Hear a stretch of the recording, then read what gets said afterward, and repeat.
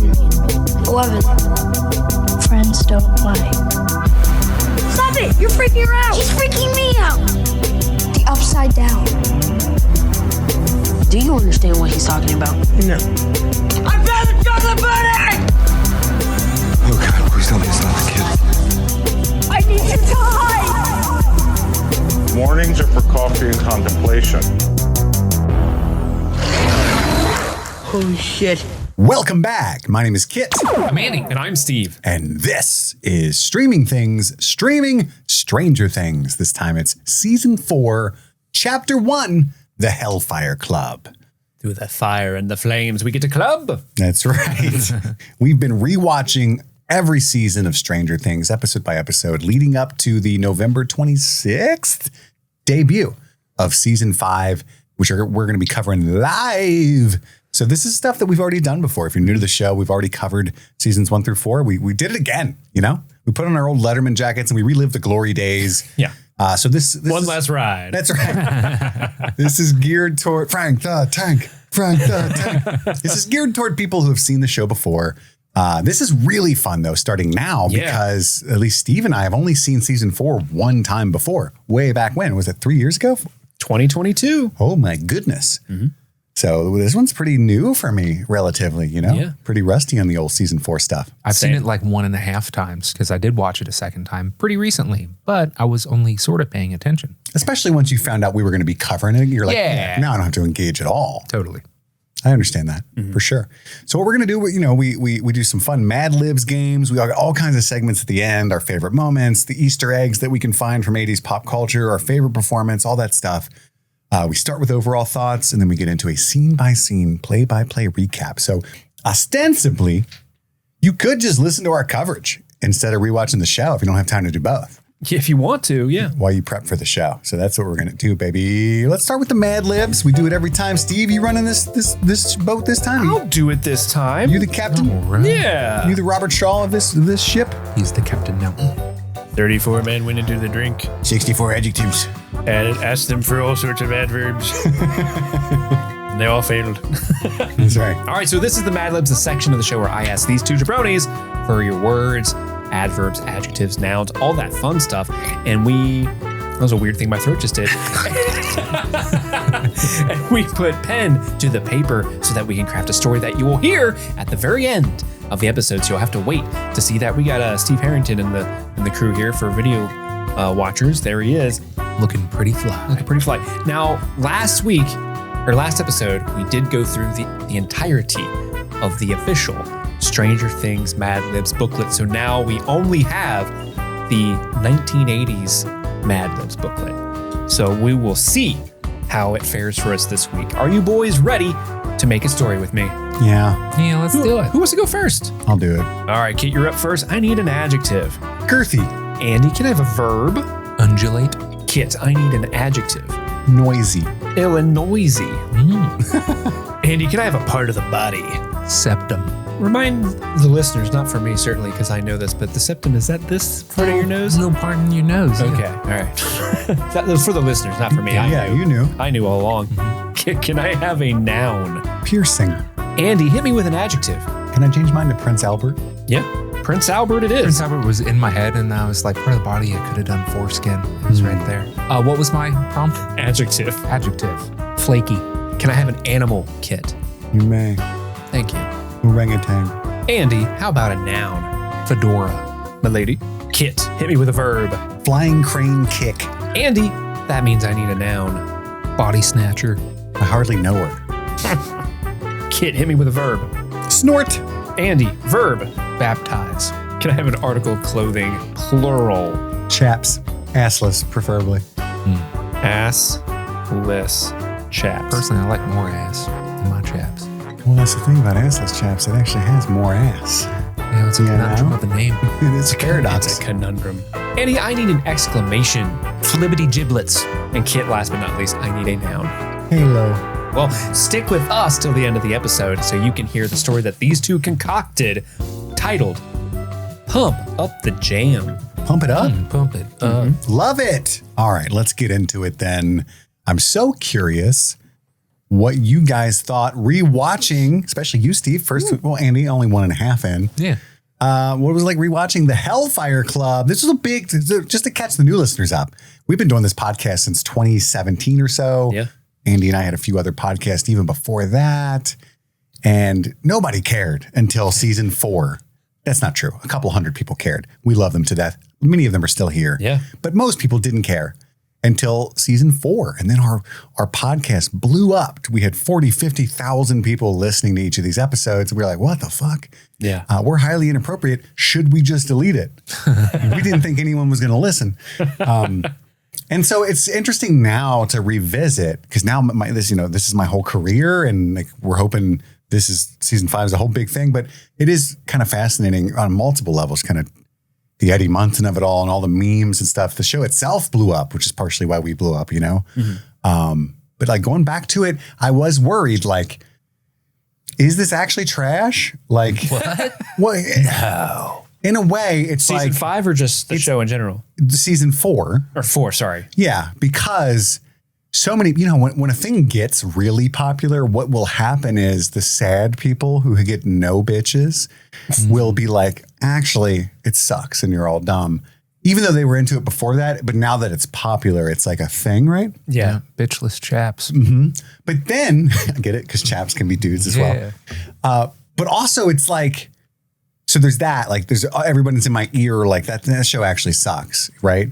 But also I'm like, oh, this is so different. And it was so memeified. Like maybe it's just, I wonder if it's going to hold up. That's all. Can I not ask a scientific question without shocking you? I'll allow it. My answer will be forthcoming, but that's what I was wondering going into it. Right. Yeah. And so like different context, what's it like? So Andy, I would like to put your mind at ease, because this is a fucking fantastic first episode for a season. It is so good. Obviously, the intro of Eddie is like the big thing, at least for me. He's so charming. He's so charismatic and just wonderful. This episode made me really nostalgic for high school, because like you feel like the fish out of water, and like, or well, being a small fish in a really big pond, and everyone else seems so much older and cooler. And Eddie is like the epitome of what you think everyone actually is in high school, and like the experience that you're going to have.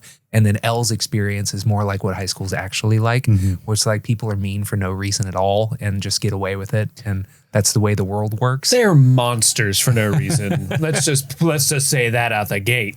I love how the horror vibes are just on Front Street in this. It's not like, they're not subtle about it. They used to be on Maple Street. Yeah, straight up. Now they're on Elm Street. You know what I'm saying? Right next door to the Weirdo. They're on Front Street. Yeah. This reference is streets ahead. Street Fighter. Yeah, I think that opening with 11 and fucking bleeding out of her eyes and like there's murdered children everywhere is fucking gnarly.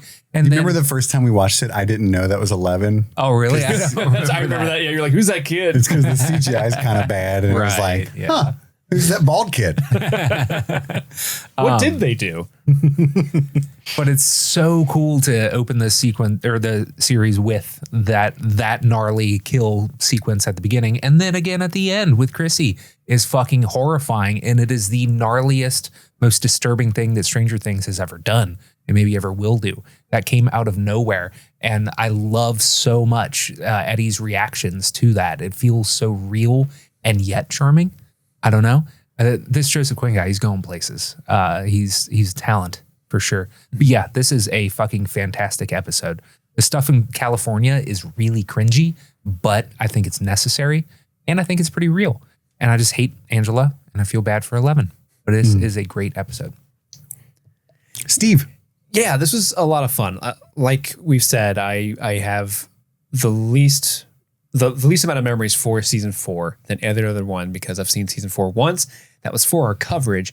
And then I haven't had time to go back and rewatch it ever because, you know, as I've said many times on this podcast, if we're not covering it for the pod, our odds are I'm not going to watch it because of my time.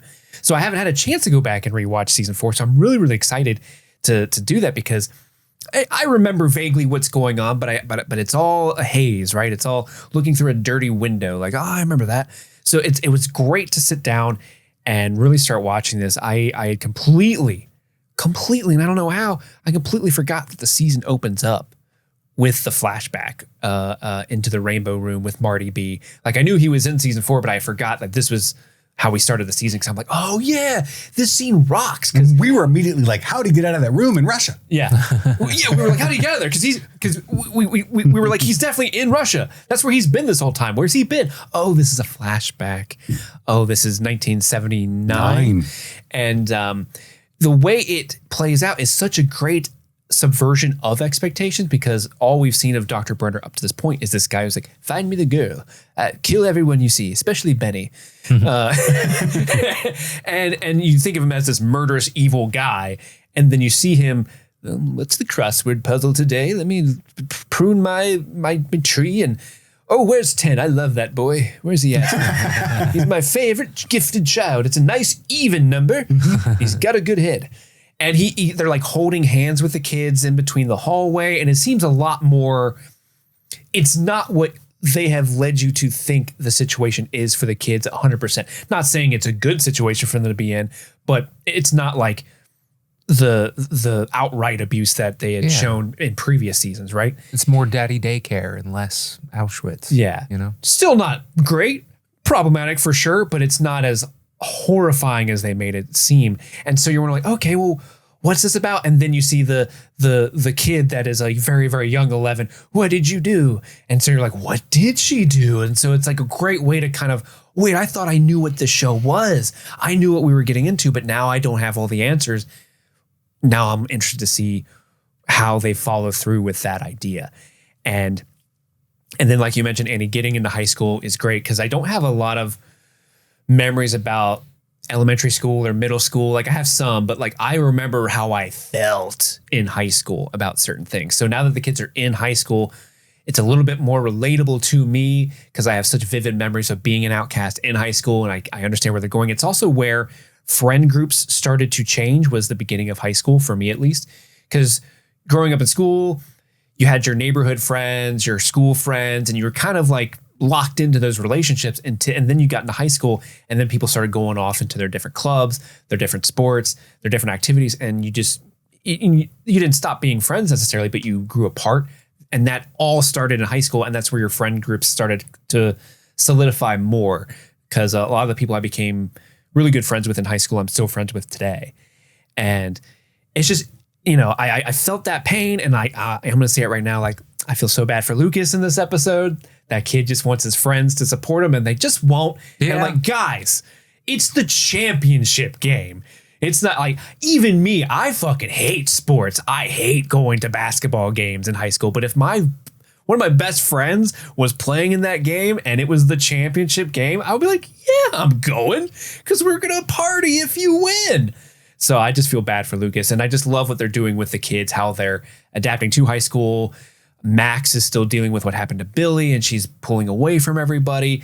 It's interesting to see the Byers in California. You mentioned it's very cringy in California. That's because 11 has no social skills, and it is very cringy, but I think it's purposefully cringy, because you're just like, ooh, girl, don't throw your hand at people. That don't work no more. Don't you know? Sweetie, no. And then Will's back there like, should I intervene? No.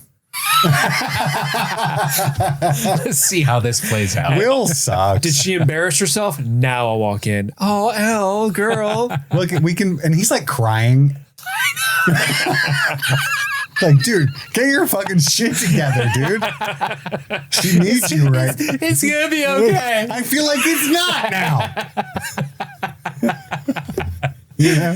It's fun to make fun of Will, but I totally 100% would have been a Will in when I was in high school. I saw everything. I'm going to go tell the teacher what I saw, because Angela was being a fucking grade A monster. But no, this is really, really fun. I'm super excited to see the rest of the episode. And yeah, Eddie Munson is our hero. Just that Joseph Quinn. That, I hope his career flames on, Mm-hmm. Mm-hmm. Nice. See what you did there. Yeah. Flame on. I get it. Fantastic Four reference. Yep. This episode was incredible. I was actually going into it with all that skepticism and wonder that I talked about earlier. I was floored by how fucking good this is. This is why the show kind of blew up to new heights. Well, for 2 reasons. I'll say 3. Fuck it. I'll abandon all numbers. I think there's a couple of unique things that happen here. I talked about it in our finale coverage a few days ago, but they go back to their roots in many ways with the Dungeons and the Dragons and school, essentially. Eddie Munson, played by Joseph Quinn, incredible new addition. And this show is known for new additions, right? You got Maya Hawke, you got kind of one-off characters like Bob the Brain, you got Sean Astin and stuff, but they always add new people that are, it's like, whoa, if you didn't already know who they were, like with Sean Astin, then they're just incredible new talents like Maya Hawke, right? Yeah. And so they do that again with Eddie Munson. But also I think, and you see it in this first episode, I think this new season is Sadie Sink's season. Like, oh, for sure. There's so much good Max stuff, and Max, or rather Sadie Sink, has really like kind of, been leveling up. She's getting older and like she's good in the early seasons, but she's a little kind of a character of herself at times and a little kind of melodramatic. Well, because she's like the side character for Eleven or Lucas a lot of times. Yeah, and she's got the whole, especially in season 2, when she's just so over the top. I'm a zoomer. She's so fucking good. Like even in this very first episode in such like subtle, powerful ways. And I was like, oh yeah, this is where I got, Max is like my favorite character. And then when I'm rewatching it with 2 and 3, I'm like, why did I always say that? It's kind of, I shouldn't do anything. And I'm like, this is where I got it. Because she rocks so hard in this season, right? This is also a really great season for Caleb as well. He steps up his game. McLaughlin, yeah. He steps up his game quite a lot in this season. I don't know what other Caleb it could have been. Heron? I don't remember being in the show. That's awesome, though. He is the number 1 influencer. They also, I think, did something really unique and necessary. They finally like fully personified the villain, right? Even though they had to do some like retconning and stuff to make it happen. Now, instead of like you've got a guy who talks and has agency. And that's so much more scary and more interesting. And it was a really needed change. And there's so much fan service in this first episode that we'll talk about when we get to them, that is delivered not in an anime way. By the anime fans are like, what? Which is like when there's cleavage and stuff. I mean, like, shout out to the longtime fans of the show. They reference back earlier moments or jokes to things that have already happened. And they do it so perfectly in this episode. It's like everything is firing on all cylinders. It reminds me of that season 1 when they had a decade to build up. Like they just hit something and knew, like they smoked the right kind of weed or something when they were coming up with this 4th season. They just knew exactly where they wanted to go, and they get there, and it's fucking awesome. Andy, you talked about it in our finale coverage and maybe a bit today too, but like the horror in this season is kind of fucking crazy for Stranger Things. Yeah. Mm-hmm. Like when you get to those, it's, the Freddy Krueger of it all, I'm sure we're dancing around it, but it's an Easter egg. But like, when it gets to like Chrissy's dad and his eyes and mouth are sewed shut, you're like, you start to lean in. And then Chrissy's death itself is like, oh, fuck. Yeah. Oh, and like the mom's voiceover and stuff. Chrissy, you fat fucking pig, open the door. Like it's insane. Like it is so many steps above the type of horror that they tried to do in season 1 and 2. Not so much horror, more just like mystery thriller, right? Mm-hmm. Little bits of maybe horror. But like gory stuff that people might like cringe at. Season 3 has the body snatcher stuff and lots of meat puppets crumbling apart and stuff. But this is like straight on horror, horror. And it's wild that they start the season off with the flashback, and you're like, wow, that's maybe the most scariest thing they've done so far on the show, maybe. And then it just keeps getting worse and worse and worse with the flashback, and then the crescendo of the way Chrissy's body sort of gets contorted that way, and then her eyes get sucked in the back of her head. It's like, Jesus Christ. Yeah. It's great. Dang. At first you're like, oh, she's going to be okay, right? And then her jaw goes sideways. Like, yeah. And it's kind of funny. I mean, this is stepping a little ahead of ourselves, but like the synopsis, did you catch it in the synopsis? Was like, warning, contains graphic violence involving children. That was going to be shit. It was going to be such a great joke when I just read it like it's written. You ruined it. Sorry. Because it's so funny. They just put it in the synopsis like it's something that happens. But it's true. I was like, oh, why'd they put that? That's always the case. And then within the first 10 minutes, there's a bunch of brutally mutilated children. And I was like, oh, yeah, that's right. a little different. Yeah, that opening flashback recontextualizes everything. Not only that we know about Dr. Brenner, that he's actually showing love and sympathy towards these children. And he's still a fucking freak who needs to go to prison for 30,000 lifetimes, right? Yeah. But he does care a lot more than we thought. Mm-hmm. It's not just a manipulation tactic. Like, he is clearly very upset that 10 is dead, at least. And that was my favorite. And then he walks and he sees 6 or something. And he's like, oh. Oh, that one. Bring me my fainting couch. No, the vapors. I'm experiencing them. I have a terrible vapor. Now, when he asks 10 if he's ready for some lessons and he does the 8-ball, the look that he gives is, this motherfucker again with the 8-ball. Oh, the 8-ball speaking. He thinks I'm amused by this. I'm going to beat him. I left 3 months ago. Yeah, every damn time. And now every time he's latched onto it. God damn it. He's like Andy with Spoopy. Let it go. Quit trying to make fetch a thing. It's not going to happen. It recontextualizes not just what we know about Dr. Brenner, but the lore, right? Like, we knew that we had 8 or whatever, and we thought we knew what the Rainbow Room was. Exactly. Like, you're just like, oh shit, there's all kinds of numbers. Mm-hmm. What's going on here? You're talking about the numbers. And 11 brutally murdered them all. When she was not 11, but are they 8, are they 7, 6? Are you going to name more numbers? 5. It's easy math, Steve. It's 1979. The first season was 1982. I didn't remember. You kept going down from the right answer. It's wild stuff. It's really, really fucking interesting. And where Max's character is, I want to push back on something though. I know that we're going way too long on overall thoughts, but I'm surprised to hear you say how much like, fuck those kids for what Lucas is doing, right? Because I'm going to counter that. I understand Dustin and Mike a lot more than I think you're kind of phrasing it as like, they're obvious assholes. It's the championship game and they're not supporting their friend. I think it is sad. And what's most sad about it is the tragedy of you understand both sides for me, because Lucas has never actually played in any of those games. Right. So it doesn't seem like it's like, come on, buddy. Like, I'm trying to be supportive. I went to 4 of them. You sat on the bench. I fucking hate basketball.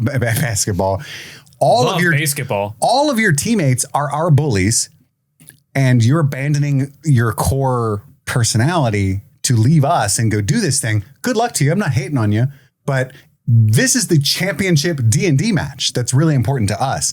And this new crew that has showed us so much love and affection and support and helped guide us in our new high school career is going to be really upset with us if we don't show up. Mm-hmm. And so we're damning our whole move that we've made, which is more true to what we've always been, to go support you. And we're not going to do that because fuck you, right? Like, I get it. You know what I mean? Like, sure, yeah. If Eddie's mad at us, we're cooked because everyone else hates us. And you know what I mean? Am I making sense? Yeah. Oh, because you might play tonight, maybe. Like, hey, they didn't know he was going to do the game-winning ball, like, right? But if they had known, for the chance that, for basically, the D&D can absolutely be rescheduled, and it's just a question of how do you approach Eddie with that. There's no rescheduling a basketball game, and it is a choice that their close friend, best friend, I think, for Mike, right? Isn't Lucas supposed to be Mike's best friend? Because they live closest. Right. For your best friend to be in the championship game, yeah, you go to that. I don't but and also, like, I will push back a little bit on, I don't think those characters in the D&D tournament are necessarily the ones giving them they seem like it's almost like a hostage situation a little bit. Like, yeah, we love Eddie, but I get the feeling that they're like, Eddie could beat us if we don't do this. He could beat us up. And then the other Wart and whatever the other dudes' names are, they don't seem like they're like really enjoying hanging out with those two per se. Right. But I get where he's coming from. They have an in to some kind of social life. They otherwise have been completely ostracized. They're sitting there, they're saying, I fucking hate high school, when they're trying to find anybody to fill in, to the point where they have to reach out to Erica to have anybody show up, right? So I understand what Kit is saying. I just think that regardless, you put your friends above anybody else in that situation. It's like, you don't abandon your best friend because this guy you think is really cool showed you some attention one time, you know, unless you're a bad friend, you know, like. And if they don't go to the campaign and Eddie's like, I'm not rescheduling, but then they don't go. There is no campaign. There is no campaign. Like, he's just going to have to reschedule it anyway. You know what I'm saying? I guess, but in any other movie or story about this period, coming of age, high school, Lucas would be the asshole who would have the arc of remembering who his true friends are by the end. You know what I mean? He would get super popular, get a new girlfriend, and by the end of the movie, they would betray him in some way, and he would have to. I think that happens this season. Spoiler alert. You know what I mean? Though? Like, it's a pretty like by the numbers realization. Like, I'm a D&D kid. These nerds are my actual friends that have been there for me. But it sounds like Lucas has been there at like every other event. It just happens to be they didn't understand how tournaments worked, and Eddie didn't care. So he scheduled it on the tournament night. I guess I'm pushing back as like a friend who I was Eddie at best. You know what I mean? Like, I didn't fail a bunch, but like I was the super weird kid with super long hair and like fucking ripped up jean jackets and stuff. And I didn't go to pep rallies even. There was at least at our school, there was an option to not go. And you would have to stay in the lunchroom. And you could choose to be a conscientious objector. I don't like all this fighting between schools. To the pep. I don't like pep. And so like 14 of us would stay in the lunchroom, and there was all like Sharpied on fingernails, Chuck Taylor's kids with fucking long hair and like, you know, chicks with black lipstick and stuff. And whatever teacher had to like chaperone us fucking hated us because they wanted to see the pep rally too. And they're just sitting there with these duds in their hacky sacking in the lunchroom, smoking cigarettes and shit. You know what I mean? I was always with those kids. I only went to one football game even that I can remember. And I drank a whole water bottle full of vodka and told this girl I loved her, and she said, get away. And I cried a bunch, and I was wearing a trench coat, which was like a weird vibe back then. This was like 10 years after Columbine. Sure. Yeah. Yeah, just not I don't remember ever going to a basketball game. That trench coat was fire. I never had a friend that was on any of those teams because I wouldn't have hung out with them. You know what I mean? Like, I was actually ironically more judgmental than the jocks that I hated because they were judgmental, because I would never hang out with a jock. You know what I mean? Like, anybody with frosted tips, I was like, fuck you, dude. Eggshell necklace? Get out of here. Yeah, get out of here, dude. You don't even, what instrument you play? Nothing? Oh my God, dude.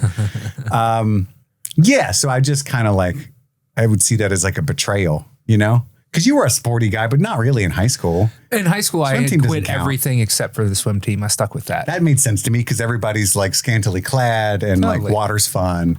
And I was like, I get it. Water is fun. You know what I mean? There's no balls involved. Ew. Unless you're doing water polo. That's true.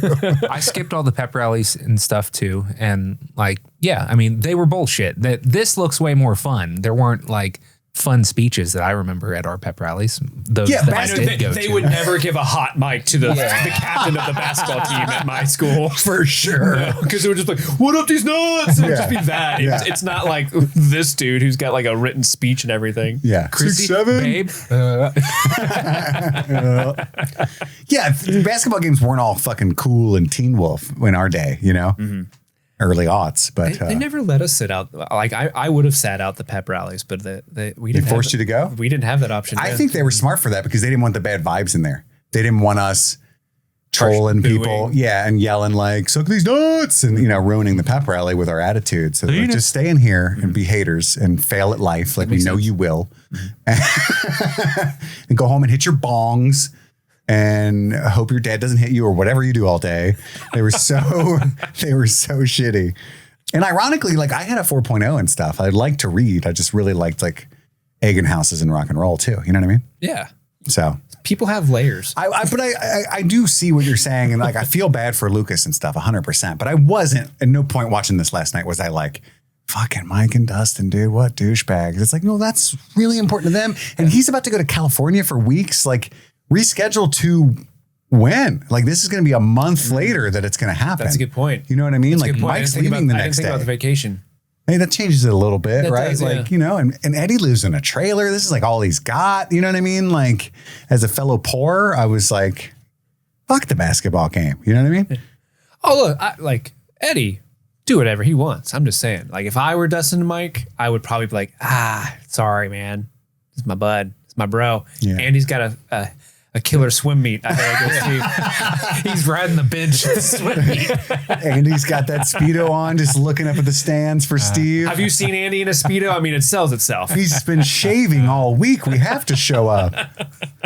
I think especially after Luke's like earnest plea of like, look, please, guys, this is super fucking important to me. Please come. Yeah. After that, to then just no show, they're dicks. And to take his sister. Yeah. So he's already missing out on his friends. His Max dumped him. So Gave the she's ticket not back. there. Yeah, she gave him the ticket back, and now his parents are there, and his sister isn't. Like, it's just like salt in the wound. Were his parents even there? Did Probably we not. cut to the Sinclairs? They were at home banging. Heck, Kids are all out. You know what I Sorry, mean? son. Can you imagine? We only get a few opportunities like this once every few months. Enjoy your shooty hoops. She said we could do butt stuff. But what's adorable is that Max was listening to the game on the radio. She that did was- care. I love that little touch. Great episode. Let's get into it. You guys ready? Let's do it. All right, we're going to get into the scene-by-scene, play-by-play recap of this episode we all apparently loved Over the Moon about, right after a brief break to hear from one of our sponsors. And we're back, and Netflix describes the Hellfire Club thusly. Elle is bullied at school. Joyce opens a mysterious package. A scrappy player shakes up D&D night. Warning, contains graphic violence involving children. Which they've never done before. No. And I get why immediately.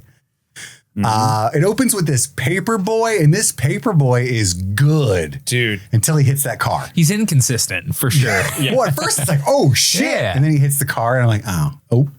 He was aiming for that car. Kobe. Then we see these Larry Bird. these fucking money ass loafers, and somebody brewing a hot cup of tea. I bet you were happy to see that Dr. B's a tea man. I was. Because Steve's a tea guy. He doesn't like coffee. He's doing the crossword. He's like timing himself and crushing it. Who is that level of nerd? I want a challenge. I bet Mr. Clark and he would get along swimmingly if he wasn't so sociopathic. So recently, New York Times took away the mini, but my coworkers and I used to. It was a mini? There's a mini daily crossword that you could do, and we would see if we could finish it in under 30 seconds. So we would always time ourselves. It was fun. Did you ever? Oh, yeah. Pretty often. Under 30? Uh-huh. How many answers are in a mini? Like 10. But I don't think he was doing a mini. No, he was doing a hardcore one. Yeah. And he was handwriting it too, using that eggshell timer or egg timer. We always Yeah, handwrite them. Oh, on New York Times website, you can do the crossword digitally now. On your phone. They didn't have the internet in the 80s. Oh, you were just talking about what kind of nerd you were. Did they have the internet in the 80s? They started to, No, right? the government had like online cable, but there was no Like DARPANet or something. World Wide Web. Yeah, it was just DARPA. DARPA. DARPA. Red Dawn.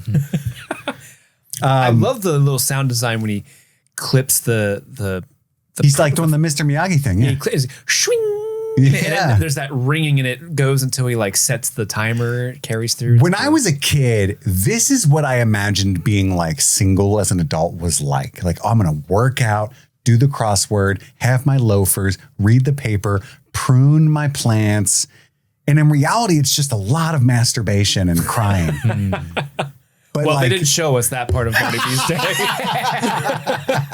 Before the papers showed up. Yeah, he's been up for 2 hours before this. warning, contains Contains a Matthew Modine just going to town on himself. just jorking it. Well, I remember private school. He was The in that movie. The movie. He was in that movie. But yeah, it's revealed that it's Dr. Brenner. It's so cool. He's got such great fucking sideburn action. It's wow, he's back. It's so good seeing him back on my screen. Look And at then that hair. We realize that it's September 8th, 1979. And it's Hawkins National Laboratories. And it's the Rainbow Room, and the kids are playing with their minds with cars and tops and what is that, Plinko? Yeah, they're doing some Plinko. He's practicing for the day he gets on Price is Right. Yeah. And he's going to cheat with his mind. Bob Barker won't know what's coming for him. That's what he's training all these kids for. We got ringers right and left. I'm going to get the car. Remember, if you're going second, whatever the first person bid, you do $1 ahead of them. They never make it to the stage because they can't get that part. This is like a precursor to the Blackjack movie, 21. Yeah. With Kevin Spacey. Yeah. And they all have the 11 haircut. Every single one of them. Lice was a huge problem in this lab. We got rid of it. Like, why do they have that? I love the one kid that's got a maze and they're just like moving the ball, but they're like pointing at it, but they're moving it with their mind instead of just like, I don't know. It's just that visual is really funny to me. Yeah. Thor's powers suck. I'm not going to lie. If it's 2 inches away. Yeah, he has to stay close. Listen, there's no shame being on the D team. Yeah, there's that kid. And then Brenner asks 10 if he's feeling okay. And he loves talking with that 8-ball. Signs point to yes if he's ready to like do the lesson. Brenner is not amused. Like his face is funny when it cuts to that. That joke's really old, 10. I'm not going to lie. It was funny the first 300 times. Yeah, Dr. Ellis laughs every time. Not me. Not a fan. They walk by 11's door. They make a meal of that. Dun, dun, dun, dun, dun. Yeah, they all hold the kids' hands in between rooms. Yeah. Very interesting. Brenner draws a sun, and he's drawing things and having the kid guess what they are. I love that there's no partition, and it's just funny because if I was 11 years old and Steve was an adult and he was just sitting where he is now, and I'm at this table, and I can't see, but I can see that he grabbed the yellow crayon, and I can see that he's making a circle motion with his hand. I'm just saying, I might be able to deduce that he drew a sun. I thought that was funny. It's corn. No, that's wrong. I see a yellow circle. The sun. He guesses cow when he draws a dog, but it's a shitty dog. It's really funny. I never was very good at art. I need you to try something more difficult now, 10. Can you do that? Can you find Dr. Ellis? Yes. She's with 6. She's pooping. 6 is trying to move. Back out, 10. Back out. Abort. 6 is trying to move a red block. Wait, something's wrong? They're screaming, and then the alarm goes off, and it's that iconic klaxon. Oh, it's so scary. Peter, Alec, what's going on out there? Sir, there's... We hear gunshots. 6 and Ellis are dead. And the screaming continues. The door flies at him. And I love this because it's like, I guess the door knocked him out and covered him, which is why he survived when stuff happened. You know who, Voldemort, came in the room and I guess killed 10. We shall not say his name. That's right. I'm sorry. That's why I said you know who. Brenner wakes. 10 is dead, and he cradles his body. 10, oh no. Move. Sweet 8-ball boy. Tell me on the 8-ball if you're okay. Signs point to no. No. I couldn't think of an 8-ball answer. That would be funny. Seems not likely. No. So you're telling me there's a chance? Brenner seems to genuinely care, and there's carnage outside the room. There's dead children and guards and doctors everywhere, which is the least offensive, the doctor's part. Casey loves that too. And there's more screaming, and it's like it's become the Rainbow Room of Death. Oh no. There's like that metal ball the kid was moving is in his face now. And 11 of all people is standing there huffing and a puffing. It's sort of 11. It's reminiscent of 11. It's like Renesmee 11. Yes. And she's bleeding. 11. Bleeding from the eyes too. Mm-hmm. Yeah, dude. She's we've seen her utilize bloody what we thought was the max of her power and never seen her bleed from the eyes. My Chemical Romance shit. Mm-hmm. That's a terrifying image. Just a little kid, blood coming out of their eyes and shit. That's horrifying. And she's angry. But she's like standing in front of a window that has broken, and she's looking that way when Marty B walks in and she turns around. So what? There's a crack on the wall behind her. Dun, dun, dun. What have you done? Tell me. They didn't have games on their phone. I was trying to do the mini. What's a phone? I wanted to beat Andy. Let me get that. It's crazy. We're back. And now today is day 185. Right? Yes. Yeah, it's 11's voiceover writing a letter to Mike. It's so cute. So it's just over 6 months after they moved, but that would be 9 months after the incident at the mall, because it was 3 months later at the end of the finale. True. So it's 9 months since Hopper supposedly died, so on and so forth. But it feels more like 10 years. And they kind of acknowledge that because the seasons had taken so long betwixt, right? Would it have been 3 years since season 3? Yeah, 2020. Yeah, 3 years. And 3 years again now. And yeah, so she's working on this diorama with Little Hop. And Joyce is she's selling encyclopedias now. Yeah. I had encyclopedias in my house, like the whole set. Fuck yeah. I don't know how we got them because we were super poor, but I remember checking that. Every time I wanted to learn something, I'd Google it. I'd go to the shelf and get letter L. Oh my God, lizard. Yes. There it is. Let's learn. They are cold-blooded. I knew it. Now back to what I was reading. Ripley's Believe It or Not. All right. This guy's fingernails are long. And she's working from home. She loves her new job. And basically it's Elle lying to Mike. Joyce got a new job. She loves it. Joyce hates her job. Mm-hmm. School's great. She hates school. Everybody's mean to her. Making so many new friends. Will's painting. He's really good. Jonathan's been acting weird. Yeah, that's the most true thing she says. Because he's so high. Yeah. He goes like, They must have just met. Like they just let's lean into what Charlie Heaton's actually like. Jaybird's car's broken down. He's got this funny friend, Argyle. His hair's longer than mine. They smoke smelly plants together. Jaybird says it's okay because the plants come from the earth, but I'm not allowed to tell Joyce. It's so true, though. That's the defense we used, you know? Mushrooms are fine because they're natural. Now, I should stop doing cocaine. But technically, it also comes from a plant, so I'm torn. Hey. Argyle is driving in a way that would annoy me if I was an adult, for sure. Oh, sure. Yeah. Hey, what the fuck, dude? Hold on to your butts. A, my children are in there. B, that's a company vehicle, sir. And it's a suburb. There's children playing in the streets. Right. Like, what are you doing, bud? Brachachos. That's a company vehicle, sir. You corporate shell. He's driving the surfboard pizza van. Come on, man. Lenora Hills High School. I didn't clock the part of California where they're living. It said, but I didn't look. I don't think. Is it just called Lenora Hills? Lenora Hills. It's a fictitious place, I think. I see. Let's just say it's Pasadena. And immediately, Elle has the fictional. cringiest social experience waving at somebody that isn't waving at them. Oh, We've all been there. We've all done the it. Fucking worst. I'm best at math, but my grammar's coming along. There's that part when she does wave and it's obviously not her. She looks at Will. Will's like, yeah, it sucks. He's crying for you. Yeah, he starts crying. I saw it. It was so bad.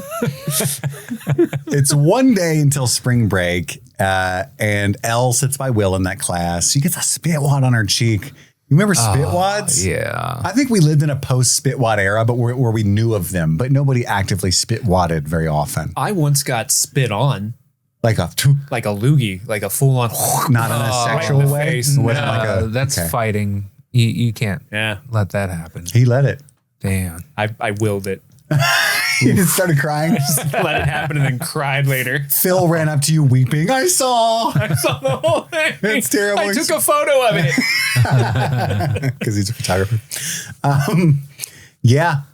Spitwad in the face. Classic. Mike is reading Elle's letter back in Hawkins. Nancy busts in. 30 seconds. Nancy doesn't suffer any fools. No, he's still in there in his undies. Yeah, he's like, oh shit, school's today? I was just going to hang out in my undies all day. He puts on the Hellfire Club shirt. Karen wants Mike home by 9 o'clock for his 6:30 flight to California the next morning, 6:30 a.m., I assume. Might as well call that school dropout club. That's right. That's right. Fucking Ted. That's right. You're not going to be allowed to go. And no sweetie pie. When do they become reasonable human beings again? Karen's like, I've never been drier. I'm like SpongeBob when he's in the sun out of the ocean right now. Yeah, he says like, when do they become reasonable human beings? I'm like, excuse me, Nancy isn't doing anything wrong, sir. Mm-hmm. She's just late. She's mad at her brother for being late. Okay. We cut to Dustin at his house. He's got Susie hacking in to the school servers to change his grade. He's got a D in Latin, which Susie is disgusted by. Oh, Dusty Buns. Jesus. I'll repent later. The fact that she looks up at Jesus. Changes it to an A. I love when his mom tries to get inside and he's like, I'm naked. She's horrified by that idea. Steve and Robin are hanging out, driving to, well, I don't know where they're driving. They're driving to school. He's dropping her off at school. Yeah. She's still in school? Yeah. I know she's in band. I guess that would be weird if she was like, I just love being in band. I just hang out. Nobody's noticed yet. Yeah. Yeah, because we see him pull up into the school to drop her off. Yeah, but he takes his date to a high school basketball game, which is super weird. It is, but I will say wasn't he the captain of the basketball team last year? So he's probably like a little more invested. Like he knows a lot of the guys still on the team. He's probably still pretty invested into it. I just remember when I was in college, I went back to visit my favorite teacher a couple of times. I've told this story before. And the third or so time she was this is why she was my favorite teacher. Actual life skills were given all the time. But she was like, it's super, super lame that you come here. Never come here again. Live your life. And because I dated a girl who was still the senior there. You know what I mean? So there was like partially why, but I also like thought I was cool. Yeah. Like just college kid. You kids are going to see someday. I've seen some shit. Yeah, check this out. I'm wearing a hat. You're not allowed to do that. What's up, teach? And Miss Davis was like, stop that. Do not come here ever again. Oh my God. Yeah, Steve and Robin are hanging out, and Heidi is about to go to college, one of the many girls that he's been dating. And he's like, look, I don't think it's going to work out. I don't know if I like this vibe. You know, he's been scoring pretty regularly now because of the advice that Robin has given him.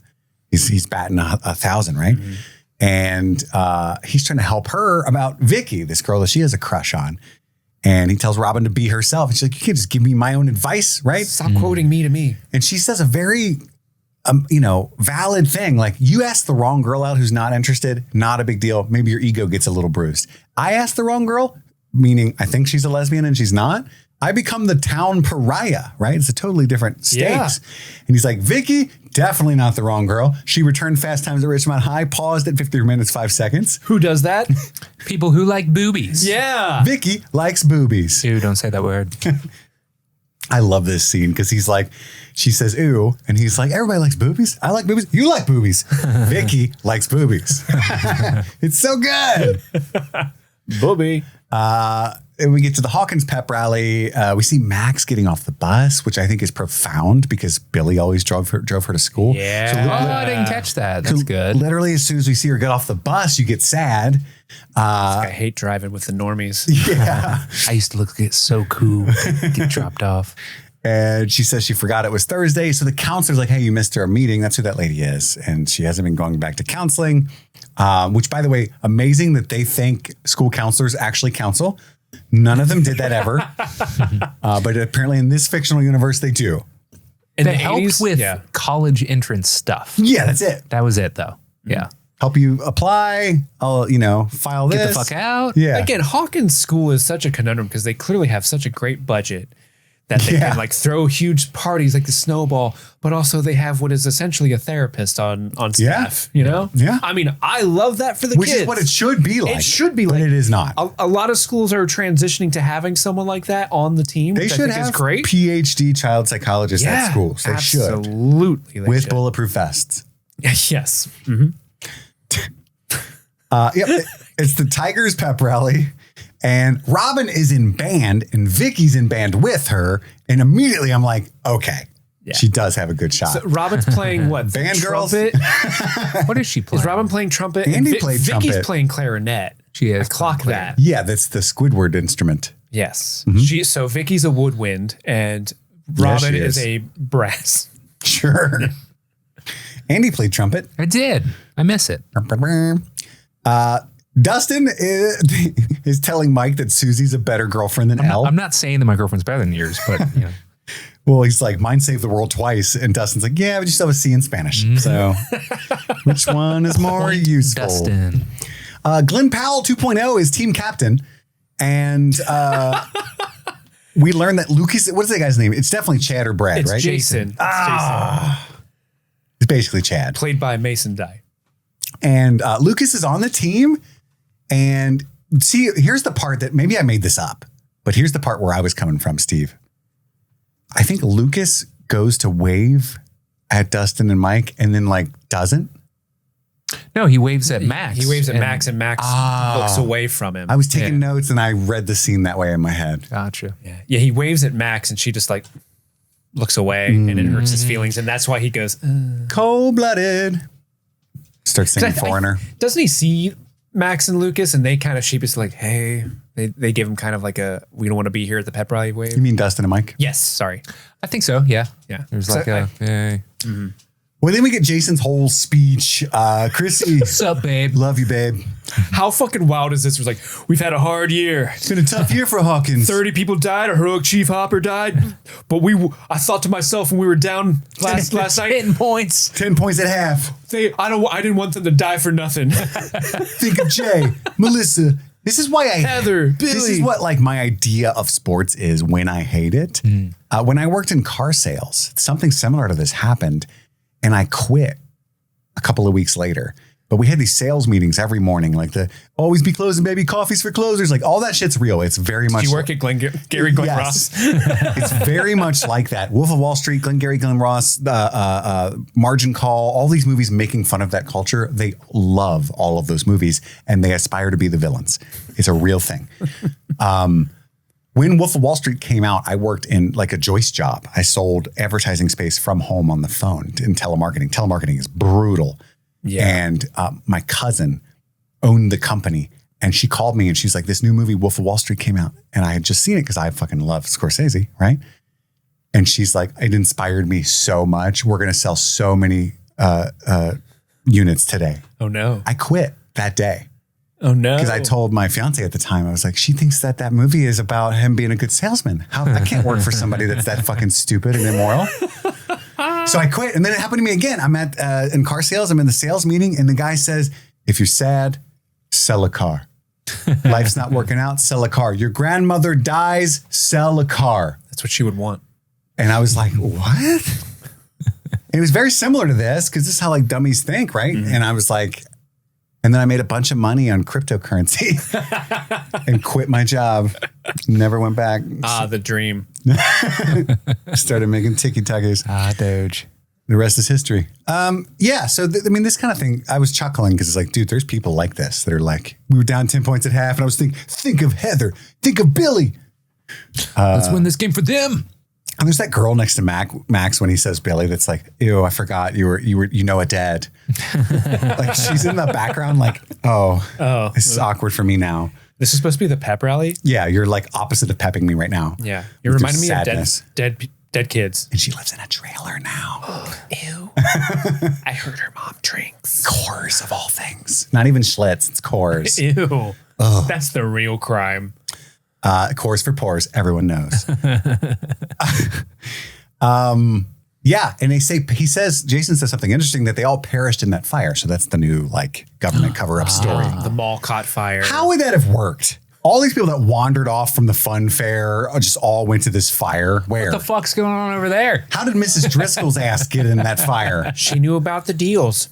They were having some killer deals at the mall. It was midnight release for Mrs. Pac-Man. Everybody's showing up for EV games. You know what I'm saying?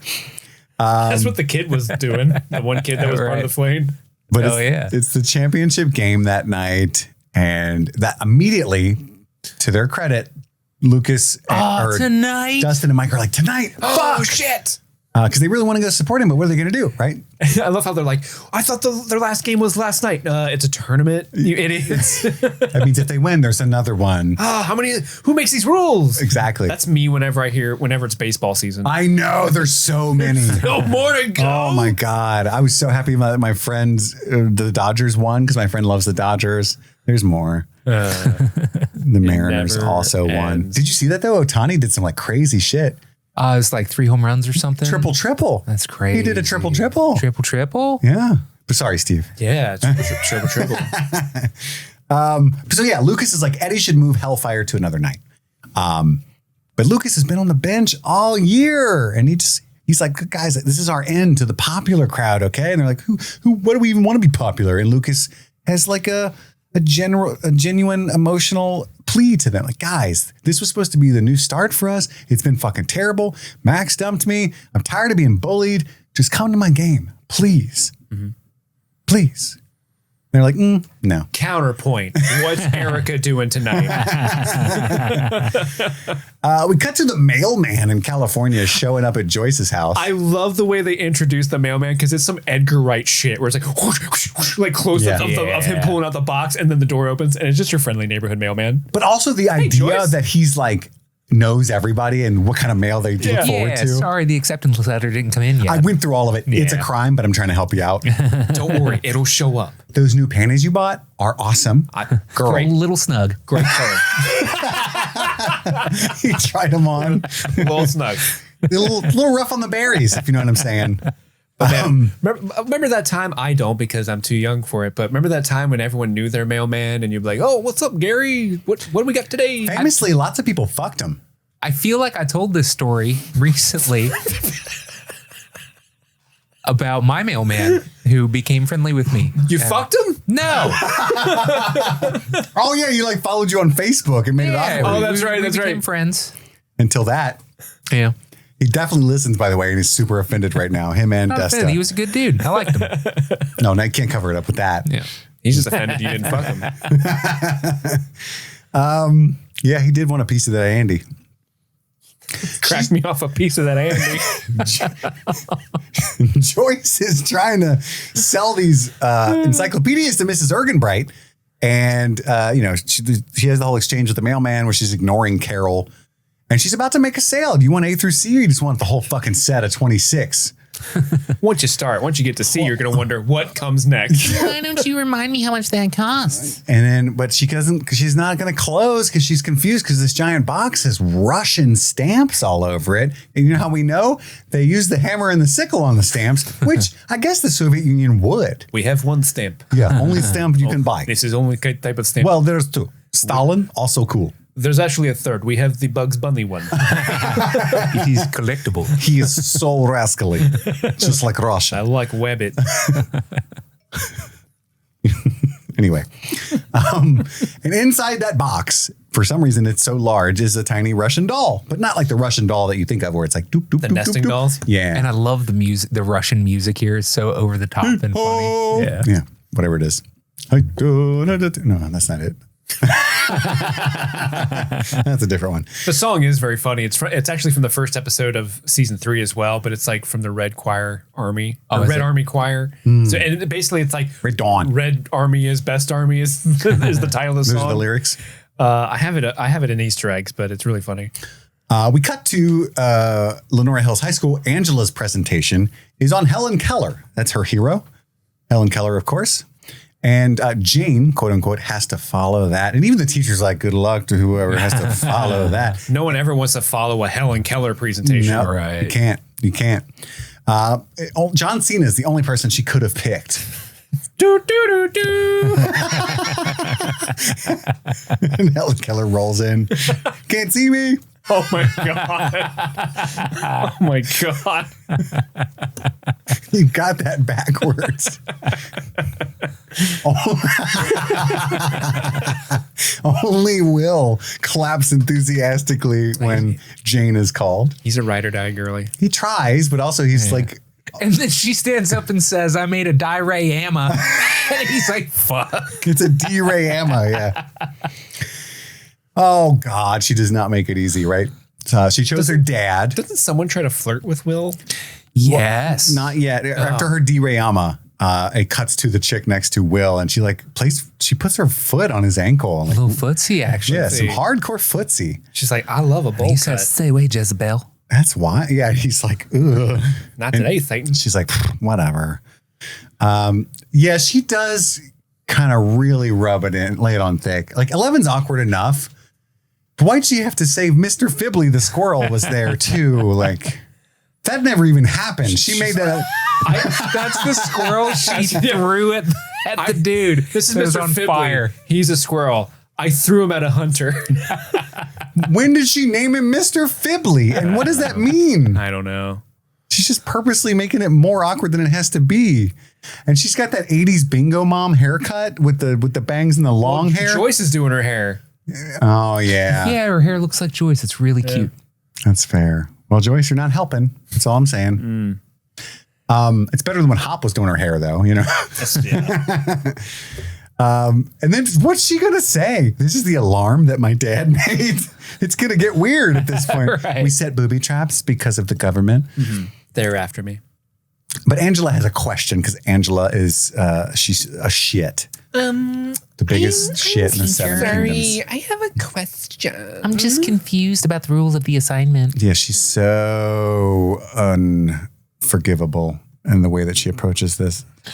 She's more squirrely than Mr. Fibley. My dad I'm is just famous. begging. I was begging, yelling at my screen, like just hoping that the scene would go on just a beat more so Eleven could be like, yeah, my dad is famous. He is a hero. He died saving a bunch of people. He's dead. That's right. You made fun of a dead man. Yeah. How you feel now? She doesn't, though. My dad was in the newspaper. Like, she just kind of just sets herself up for failure. And Angela's such a fake ass, punk ass. But Elle storms out and Will, and she always regresses into her lack of an ability to speak English when she's upset. Because Will's like, it wasn't that bad. Friends don't lie. Can I read? And then, dude, when that Kate Bush needle drops, I fucking lost it. Because I forgot that it started so early. And it was like Max just had that one song on repeat. Oh, It doesn't hurt me. God, the Kate Bush era of this when the season dropped was so huge, and it just felt like, oh my God, this is everything I thought it was, and I was worried for no reason. Right at this moment, Andy, is when I was like, oh my God, Season 4 rocks. this might be the best season. They're re-releasing the cassette tape of that album, but with The Bush cut. yeah, but with I don't like that. with with Max on the cover because it's Max's song. She's cruising down the halls. She's got the Walkman on. She locks eyes with Lucas. They don't talk. What's going on with that? What's going on with that? Max sees Chrissy walking out of the counselor's office upset. And What'd she do to her in there? yeah, what's going on in there? Should I be worried about myself? Max has a couple C's. She's not doing well. She's usually a pretty good student. And we find out that Max's mom got a divorce from Neil and lives in a new place, which she says is actually kind of better, honestly, because he was an asshole. Less assholery. Yeah, exactly. Okay, so no more headaches, no more nightmares. Max is clearly lying when she says, yep, none of those. Flashbacks of Billy. So she's getting lots of headaches and nightmares and flashbacks of Billy. Yeah. Lucas is outside of the counselor's office waiting for Max. Selfish, though. He's not like he is worried about her, but also he's like, here's a ticket to my game so you can come support me. You know? Yeah, you have nothing in your life, so I could be that something.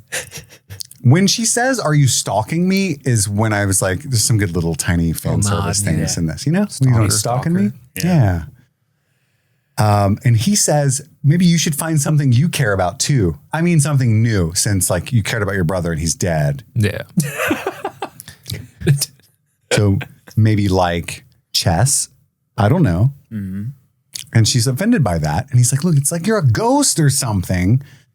And she's like, you think I'm just crazy because I broke up with you? And he's like, no, he is genuinely worried about her, right? But she's, I've changed. That happens. And we know Lucas isn't the best with his words, but he's like very well intentioned and he has the right, he honestly does care about her. And she gives him his ticket back and says, good luck. Oh, brutal. And she goes into the women's restroom where he can't follow. Because that is a barrier that And there's cannot a be couch in there. Which, it's funny. I remember in the first season when Steve and Nancy are in the bathroom making out. It was like a very clean white kitchen bathroom. But They were frying up eggs. but she walks into maybe the bathroom from Saw, I think. It's not that bad. They're like, it's like if the Step over the dead body. it's either the bathroom of Saw or a bathroom from the Matrix films because it's like green and like lights are flickering out and it just looks like something bad's about to happen. It's because Chrissy was in there blowing it up. Max takes a pill. I don't think we see what it is. Tylenol. It is. Okay, I'm sorry. I laughed because that's like a thing nowadays. You know? Right. That's what's wrong with her, you know? Sorry. She got a headache. That makes sense. She hears a girl throwing up. It's Chrissy, who is apparently bulimic. And I think that this is like genius, you know, because we get very little, but we immediately understand, especially on a rewatch, you know what Vecna is and how he does what he does. that she has this trauma. Her mother was a horrible person who made her feel really shitty about her body, gave her body dysmorphia, gave her bulimia and eating disorders. And this is the baggage that she's dealing with. Right. And Jason's totally the type to not clock any of that. Yep. Like, Chrissy, love you, babe. Love you, babe. You're looking nice and fit. She's in there throwing up. Please just go away, right? And then we hear another woman, her mother, Chrissy, I loosened the back a little for you. Oh, what a bitch. On again. And we get those scary feet. Wet squelching. Yeah. I'll gut you like the fat pig that you are. It's like so crazy. She comes out. The bathroom is now empty. Oh my goodness. What was that? What in the Freddy Krueger is going on here? And then Eddie. We are introduced to Eddie Munson reading in Newsweek. This satanic panic shit. The devil has come to America. Dungeons and Dragons, a new game that causes suicide, sodomy. And I was like, hold the fucking phone. Even murder. Sodomy? Let me play. This is fucking fire. I want to play now. He seems really revved up today. He's revved up every day. Let's just do it, right?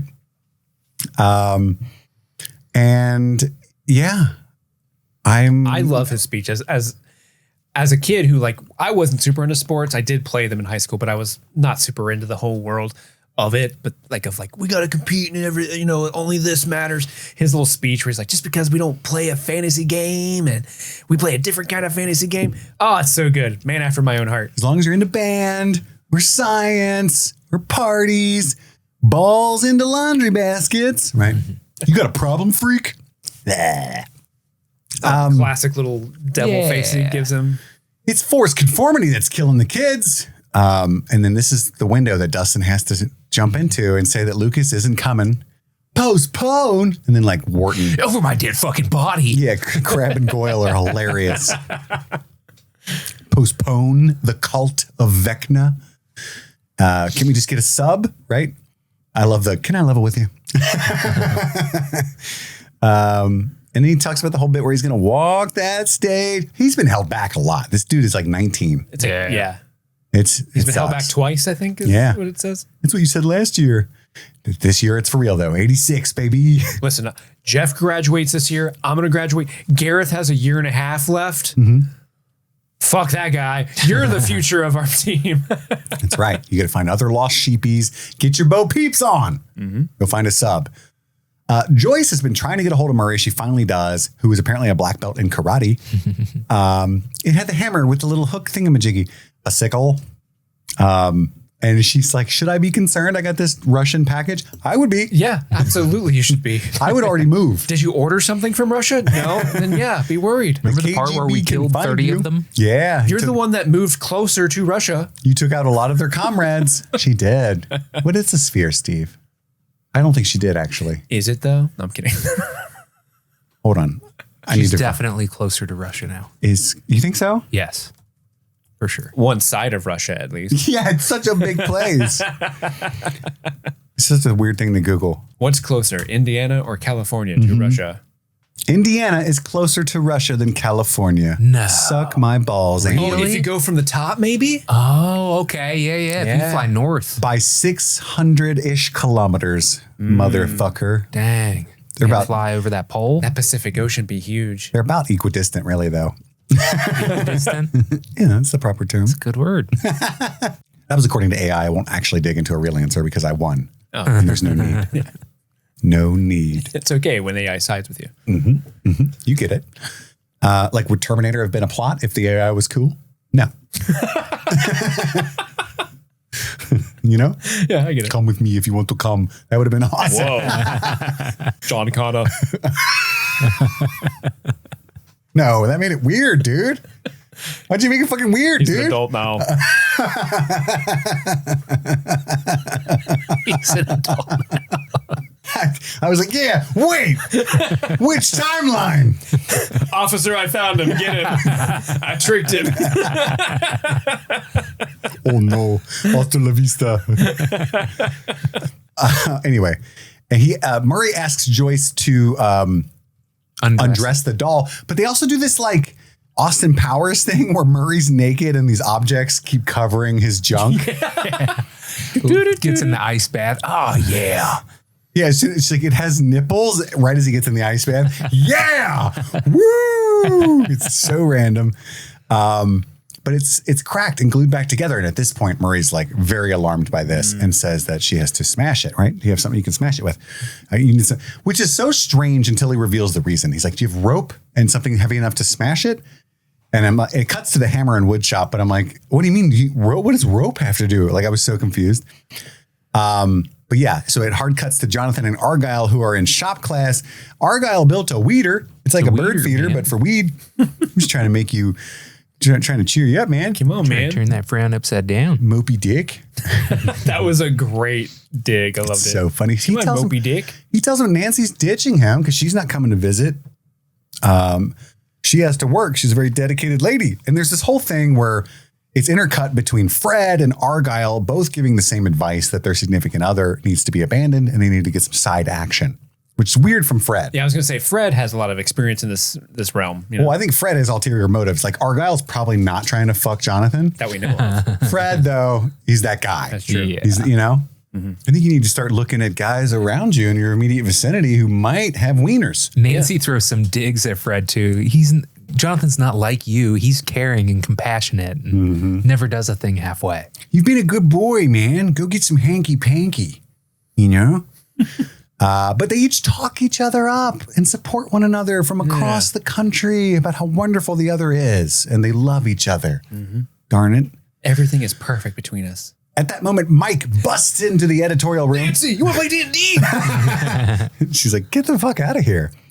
And so he asks her to Hellfire. Steve also declines Dustin. You're just jealous because I have another older friend. Whatever, man. Older male friend.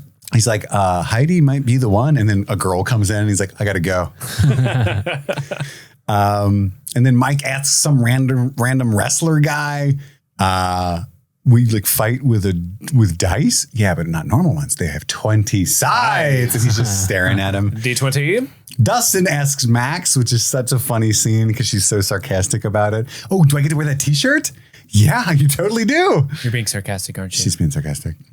The lab kid says it promotes Satanism. And then you get a bunch of no's. And then they screw high school. We hate this. And then Dustin gets the inspiration to ask Erica, who's not in high school, tell me things. Dude, He runs past the dude and yells, "Wear a helmet! wear a helmet. But then Mike thinks he's responding to him. They're so funny. It's great. It's a great. Tell me things. So good. And but that shot is awesome too. I think it's a long take that follows Mike and Dustin up the road. Wear a helmet. And then it picks up with Chrissy and like 1917s it and goes with her. That was super cool. Like there's no reason to do that, but it was like, I so appreciate it. Yeah, it was really dope. And she goes all the way out off campus into a bench in the woods, like a picnic table. Oh, I felt so nervous for her in that moment, doing a sketchy drug deal in the woods outside of school. I was so afraid I was going to get caught. You know what I'm saying? Well, yeah, like near a school makes it way more of an offense. Like, Yeah, Eddie, what are you doing, buddy? Well, we all did it. I didn't sell any. You I never just bought drugs Smoked in them the- out there. Oh, I bought drugs back I there. just smoked them, bro. But There buying was them's like not that- as bad as selling them. That track back there. You know That's what I'm saying. Yeah, I'm just saying you feel like you're going to get caught and it's scary. Yeah, we had a gravity bong built out there. It was just a bucket and a big like 2-liter, and we, where you push it into the water. Yeah, we had it just parked in the woods outside of school. Go rip the grav bong. There's the clock chiming, and there's a grandfather clock hanging from a tree, and it cracks and breaks, and spiders crawl out of it. And poor Chrissy's like, not cool, dude. I need to stop seeing this clock. I need some drugs. I need all of them. The counselor was unhelpful. She wouldn't give me any. She thought I was already on them. She just gave me Tylenol. And now I have autism. Eddie meets her out there and the clock is gone and he's got some weed. $20 for a half ounce? Dude, Holy that's a shit. hook up. A half bag, Steve, for 20 bones? It's a different economy. Oh yeah, it was 20 for an eighth, and that was the cheap weed when we were in school. Dang. Yeah. A half? Economics are working. They're trickling down. That squirrel freaks her out. And I love how Eddie misreads this as she's really uncomfortable being around the shitty Eddie Munson. And so he's like, you know what? You don't have to do this. I'll just leave, right?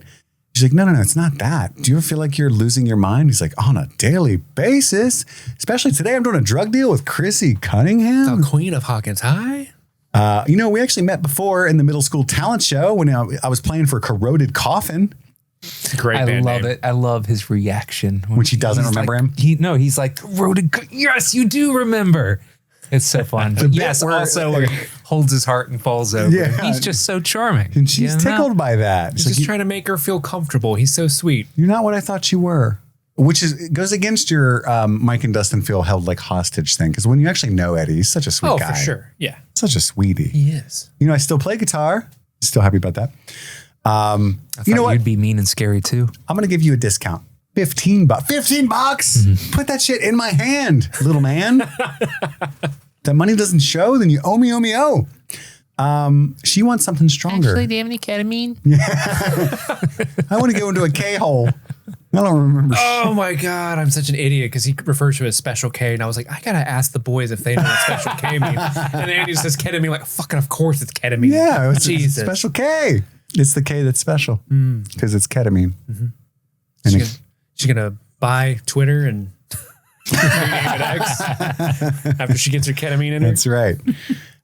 Jane got an F on that math test. She's supposed to be good at math. She lied to Mike about that too. Oh, and the worst kind of teacher. She's Worst like, in front of everybody. very disappointing, Jane. There were teachers like that too. Just doing commentary like, Andy, what a great job. Kit, so good. Steve, you're an idiot. Mhm. That's why no one likes you.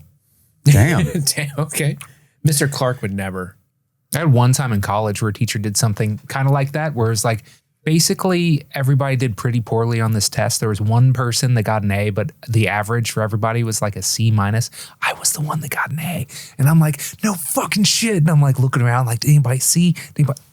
You're like, oh yeah, guys, F for me. Oh, I dropped my test. Oh, whoops. Oops. I had the opposite happen. Hope nobody wants to fuck me because I got an A. I ended up dropping that class because I did too many drugs and missed it too many times. But I got that A. Yeah, hold on to that, man. I had the opposite happen to me. I told this story in the pod before, but it was a situation where everyone in the class did terribly and I got an A. And the teacher made me stand up and was like, Steve, here's the only one that got it. And I'm like, dude, stop it. Yeah, he clearly wasn't spending too much time getting laid because That's he for sure. did great on this. This was a test on maps. So Give a speech. no. My DA Rama. Angela, speaking of which, trips Jane outside.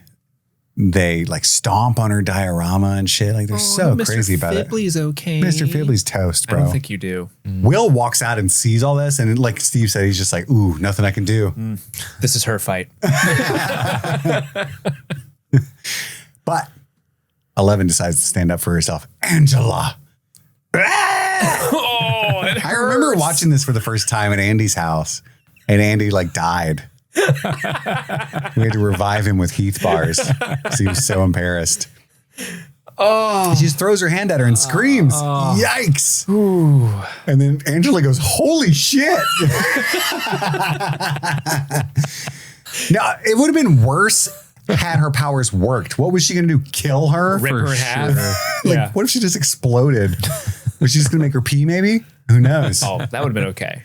But Jane ain't no snitch. When the teach comes Yeah, out, Mrs. Gracie's like, who did this? And I tripped. I tripped and fell. But Mrs. Gracie, to her credit, Yeah. was like, oh, I've been waiting all school year to grab Angela by the ear and drag her to the principal's office. Angela? Yeah, she knows. Then Tell Will her, Jane, I didn't do anything. Will finally walks up. Sorry, I had to tie my shoe. But her diorama is broken. We'll fix it together, okay? Okay. Poor Will. I miss Hop too. Poor Will. He's struggling with who he is. Yeah, Like he doesn't know how to be himself. sure. He misses Mike. Just like, and that's why he feels awkward around 11. Yeah. And that's why he's like, hopefully Angela will take care of my problem for me. Oh no, Cockblock's in trouble. Joyce is hauling a paint can up the tree. I love this. She's got eye protection on and the phone, cordless phone, and the neighbor, and she waves at her. It's so cute. In case it's a bomb. Because at first I was literally like, is this all she could think of to break the doll? I'm so confused, but I get it now. In case it was a bomb. Don't stare, kids. Murray is so freaked out when she drops it. He's like, and one more thing, right? And she drops the phone. Joyce, in case she blew up, right? Inside, she finds a piece of paper, not wires or a bug or anything. And she drops the phone, and Murray's going nuts in the background. What is it? And the note just says, Hop is alive. And she's so happy. He looks forward to date, plea to make a. Is that what it says? With the rest of it. I didn't pause it. He looks forward to date, plea, make a. Yeah. Interesting. Did 11 write that? We cut to the actual championship basketball game. Chrissy is on the cheerleading team, right? She's doing her thing. Nancy's there reporting. Steve is there on a date with Brenda. And Robin is in the band next to Vicky. Isn't it weird that we might win a state championship right after you graduate? Yeah. Steve's like, no. Hadn't occurred to me. Well, Brenda, you're looking like you're not getting a second date. And this is what I meant about the fan service that's so epic and works.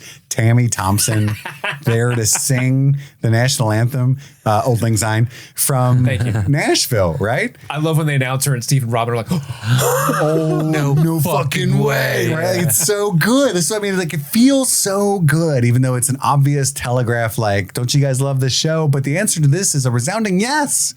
And she's terrible. At first, she's not so bad. And they're like, told you. I'm like, she's okay. And then, I mean, as it progresses, it gets worse and worse. To be fair, whoever's running the mic is like working against her. They're like adding so much feedback to all the high notes.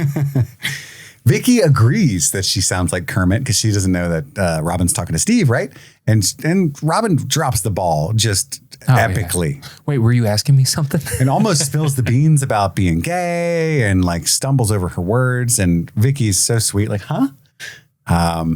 Brenda thinks Tammy is crushing it, which just lets Steve know she is not the one. Mm-hmm. She's so good. She's such a dud. I fucking love this, by the way. This is one of the best things I've ever seen in my life. The fact that they cut to like the Jimi Hendrix. Yes. The Jimi Hendrix. Yes. And Erica's wearing the flag. Draped in the American flag. Because you cannot spell America without Erica. It's so fucking good. And at the same time, Lucas kind of ruins the vibe by seeing his friends aren't at the game as right as that happens. But then, no, they brought me back up. It's Erica at the D&D match at the Hellfire Club. She's wearing the flag. I didn't know this was a babysitting club. What are you, a level 1? I'm a chaotic good half-elf rogue level 14 motherfucker, and my name's Lady Applejack. I will kill you with my poison-soaked kookery. She shits all over Eddie, and he loves it, to his credit. She'll do. Shakes her hand. She's in. Welcome to Hellfire. Cuts back to the basketball game. Game ball. Oh, also, shout out real quick. They are apparently hosting Hellfire at school, which is... It's a club. Yeah. The Hellfire Club. It's an actual club. Yeah. That's neat. Which teacher is in charge? Because you know how each gotta have a sponsor. Gotta have a sponsor. But he's in the middle school, not the high school, right? He's taking extra time. He would. He's that kind of teacher. I'll sponsor it.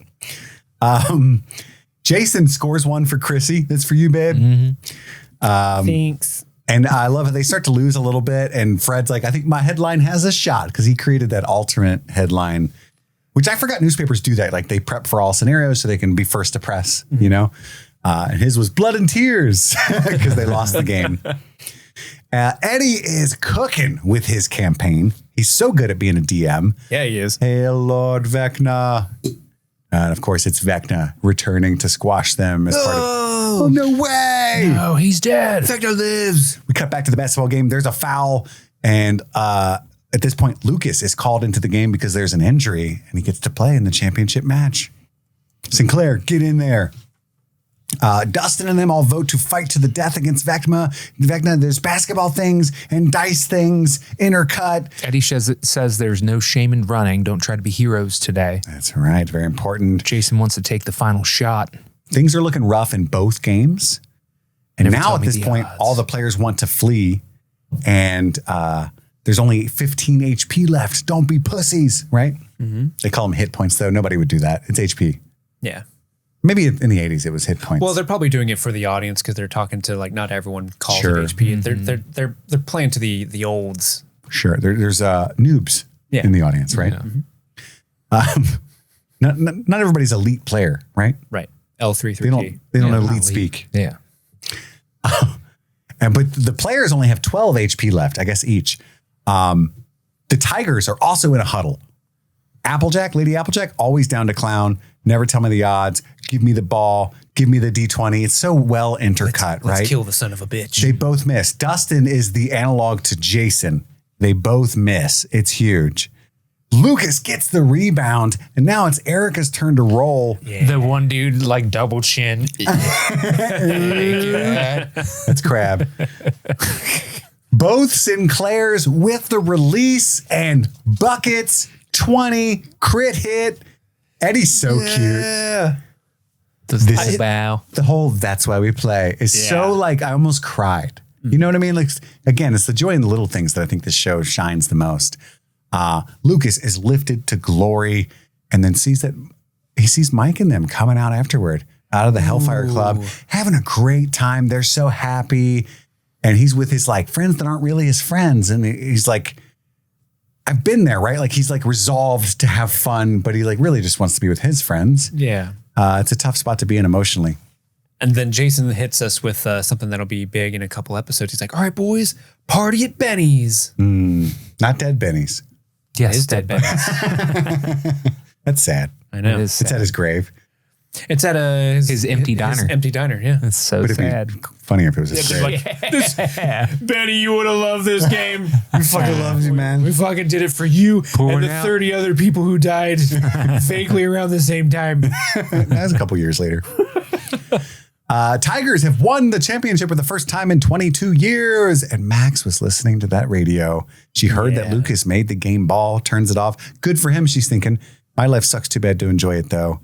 Her mom is passed out on the couch, cigarette still burning. Drank 2 beers. Yeah, well, that she didn't throw away. Yet. Right. She's probably like you, and she gets them 2 at a time.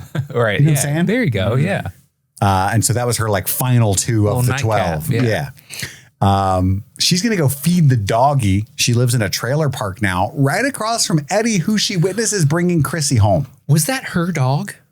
I was confused too, because I don't remember the rest of the season. It looks like a stray that just comes up to the fence and she feeds. I assumed that it was a neighbor dog. So as a child, Yeah. we had the neighbor dog Clicker that we would go. Who was feed like him. abused. No, he was a good You boy. just inappropriately fed him. No, the neighbor said it was okay. We could feed him hot dogs. So we would go feed him leftover hot dogs. Clicker, this is pre Last of Us. Clicker You knew he was loved hungry them. because you would just hear. I was a real good boy. That was a core memory just unlocked. Okay, I took it as a stray, but you're thinking it's just the neighbor's dog. I thought, because of the chain link fence, I didn't know if it was like someone weird, else's yeah. property. But I also know, especially in the 80s, that people like some people, I think cretins, but whatever, keep their dogs outside 100% of the time. Yeah. Which is crazy in Indiana. It's mean. It's cold. Yeah, it can be. It gets cold sometimes. But Eddie lives with his uncle who works nights at the plant, making that big money, he says sarcastically. I assume sarcastically because they live in the trailer. But damn, she's there to get some ketamine. That's a big jump from weed. For real. Damn. He's going to put Chrissy in a K-hole, potentially. I like to think she actually just did the ketamine and that's what happened. Chrissy, wake up. I don't like this. That was such a good Chrissy, meme wake song, up. too.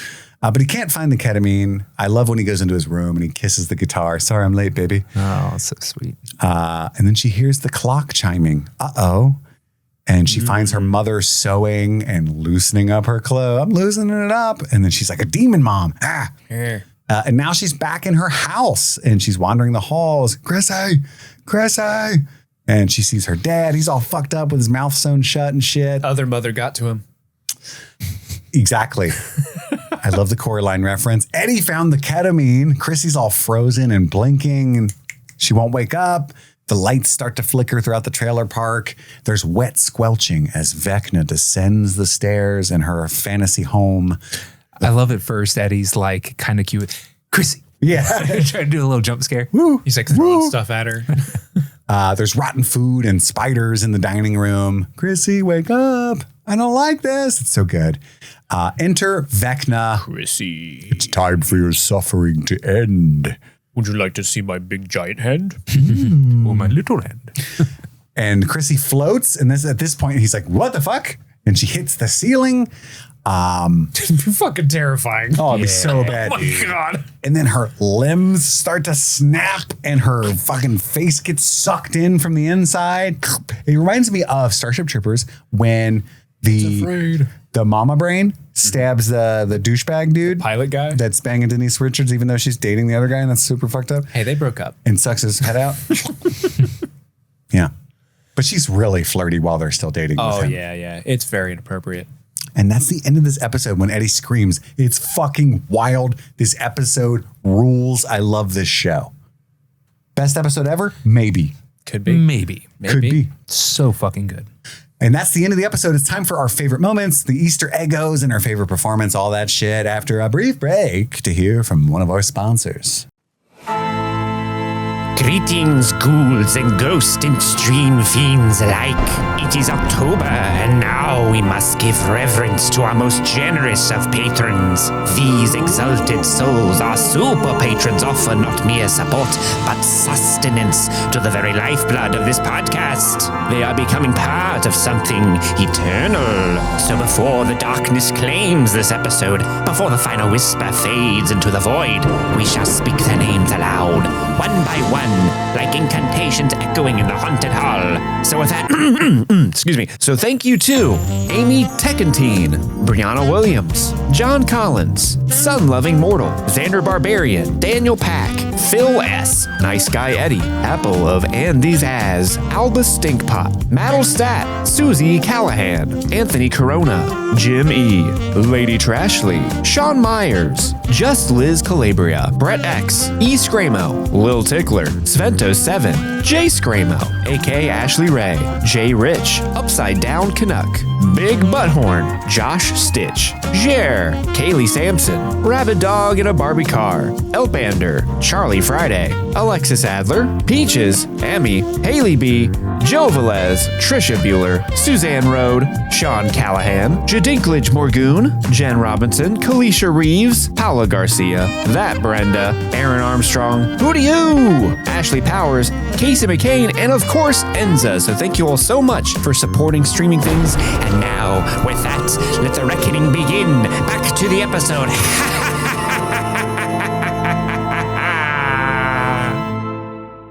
And we're back. It's time. We found the chocolate pudding. Andy. Yeah. What's your number 3 favorite moment of this episode? My number 3 favorite moment is Joyce in the front yard holding the rope with the paint can, and the neighbor comes out and she waves at her with her eye protection phone. It's just a fun, weird, adorable thing. And I'm glad that they're having a good time with Joyce because she keeps getting put through the ringer. And I'm glad that they find ways to make her plot fun and interesting, you know? Agreed. Steve. My number 3 is Chrissy, wake up. That scene, just because it's what a way to just shock the audience. Like, whoa, like, I mean, what happens to Chrissy is so gnarly and off-putting. And yeah, there are people who melted last season into the meat flare, and that's disgusting. But there's something about people's limbs moving in ways they shouldn't go, and then eyes being stuck at. It's so, God, I don't like it. But then you mix that with what she's doing in Vecna's vision. You know, oh, like this poor girl's been going through some type of abuse with her mom. She has that eating disorder.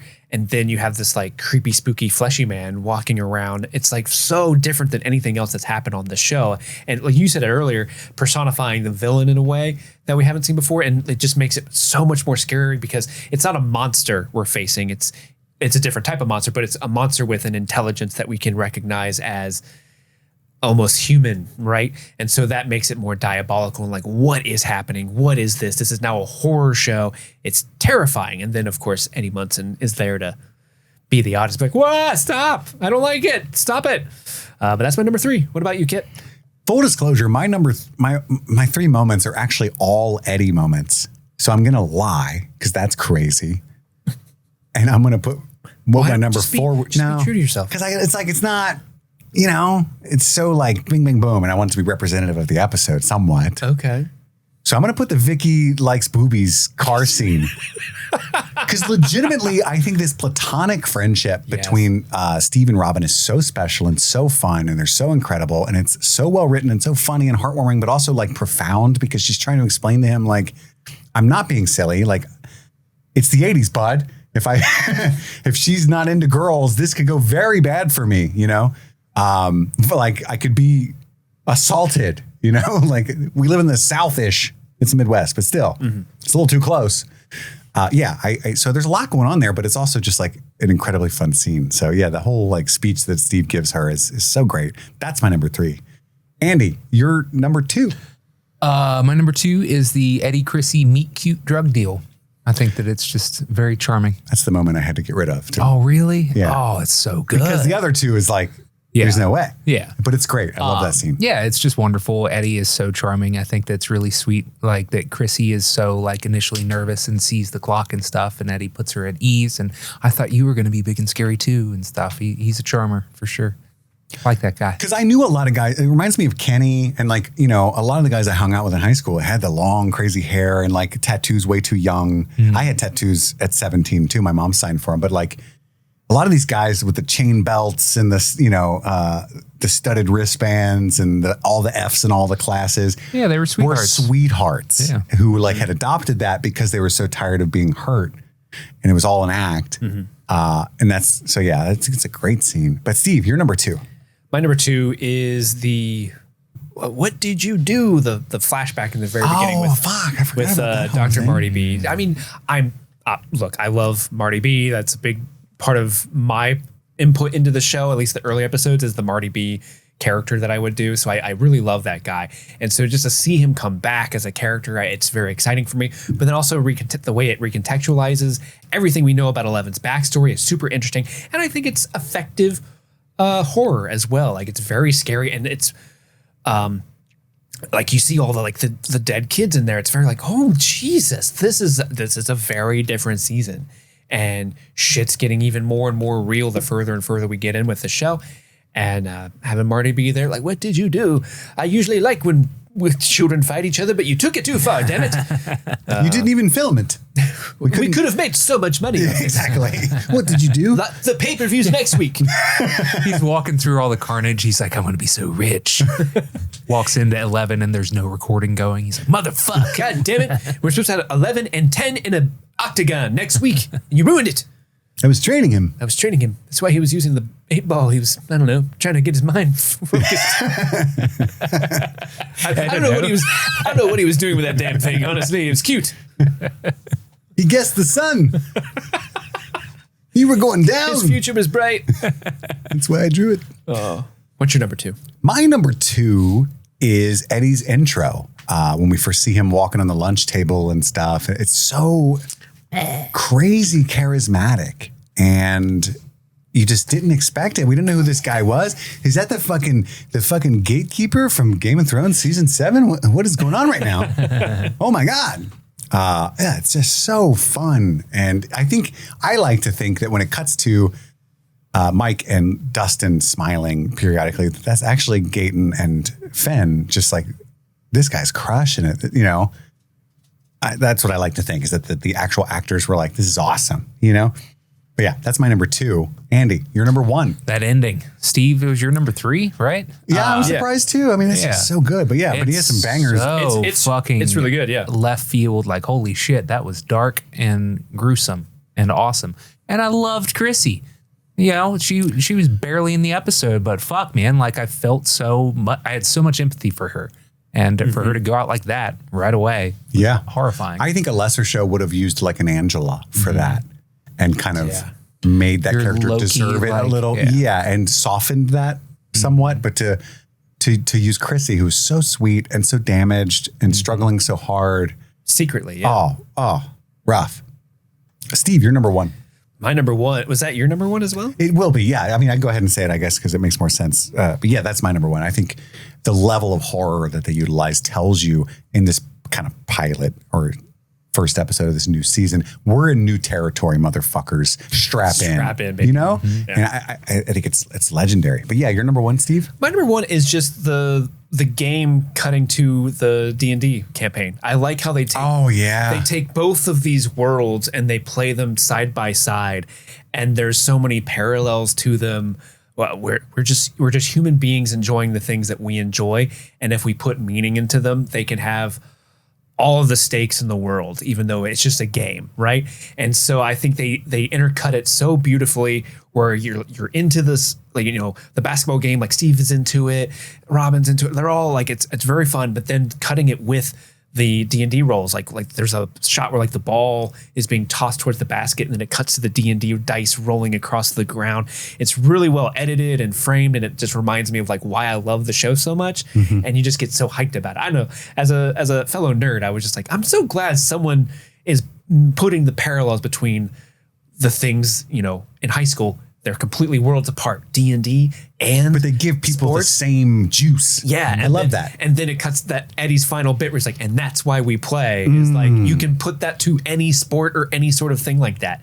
It gives us excitement and meaning and happiness, and that's why we play. I love it. I love it. Goddamn right, Steve. That's why we're going to play November 7th. Get your tickets, Woodward Theater, Cincinnati, Ohio. I bought D20s, baby. Always be plugging.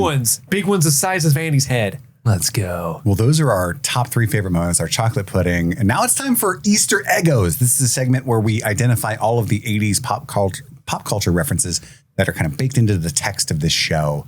And we go around the room one at a time and identify them. Andy, you start.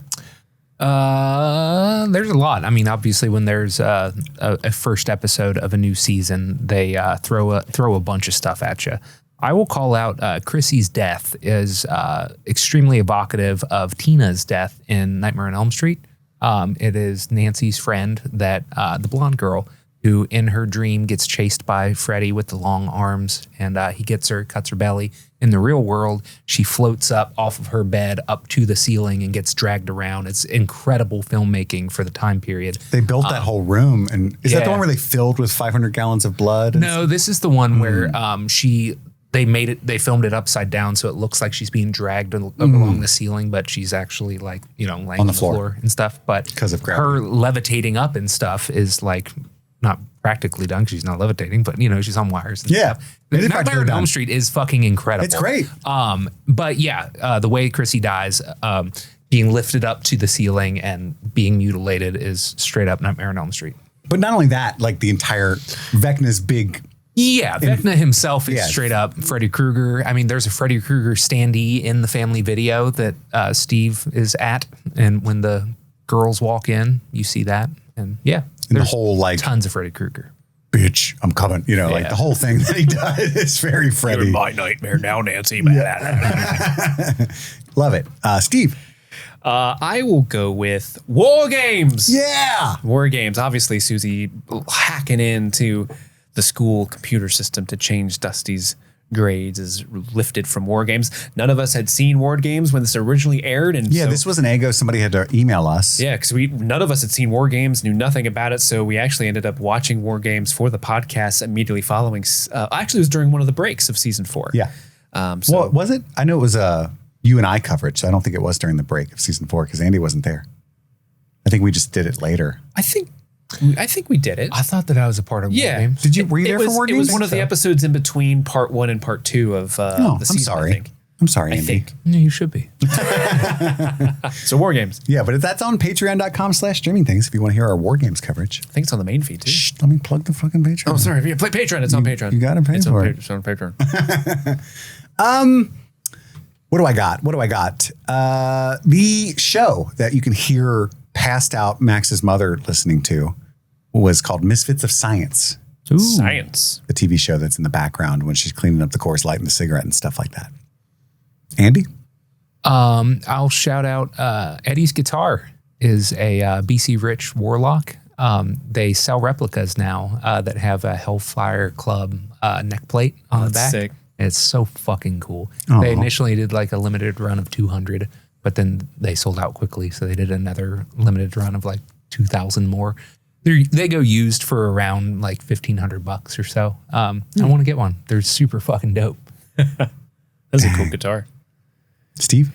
Die Hard.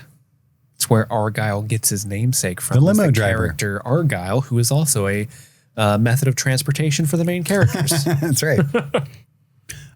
You can see that Will's DA-rama is his hero is Alan Turing. If you know anything about Alan Turing, it was a genius, I believe in the 50s, who was a gay man. And it's a terrible story. He was chemically castrated, which he had to choose it was either that or go to prison because he was gay. So they sent him to, treatment for his gay disease as they believed it at the time. And he ended up committing suicide a couple of years later. So it's an awful story. And, there's a lot of backstory baked into Will and his sexuality throughout the seasons. And it's an Easter egg of sorts that he would choose Alan Turing, I think. Mm-hmm. Yeah. Check out The Imitation Game if you want to see a fun portrayal of him. Fun? I mean, Benedict Cumberbatch does a phenomenal job in that movie. I get what you mean. It's a good, fun romp for the whole family. Fun meaning a good movie, not the tragic ending. And Sure. Titanic is a fun movie up to a point, I guess. Gentlemen, it's been an honor playing with you. Steve, I remember you calling this out, but I'm going to steal it this time. The ET phone home on the payphone. I remember you calling that Easter egg out once upon a time. I don't, and I didn't catch it this time. Yeah, it's just like scribbled on there in Sharpie. What payphone? Payphone that Dustin. The Dustin's using. Steve's You on. can't call me back. I'm at school. Even though in movies they do call payphones a lot, It's true. Yeah. Kind of piggybacking off of something that Andy said, because you said Chrissy's death is evocative of Nightmare on Elm Street, which it is for sure. I think it's also a little bit of a nod to Jaws, because Chrissy is the first character that's killed in Jaws. Killed by a brutal monster. Out there swimming, having a good old time. At the beginning? Yeah. Dang. That character's name is Chrissy. So I think they gave this Chrissy her name because of Jaws. I've got a bunch of little things at this point. I'm going to go with one I made up. Okay. I think the basketball game is giving Teen Wolf to me. Okay. There's It's very hairy. There's no just the vibe, like you could, short shorts, maybe it's and the hosers, like it just has this like vibe that the 80s basketball movies had in general. And I just picked Teen Wolf because it's like the most probably like famous like genre basketball movie at the time. Sure. Until Air Bud.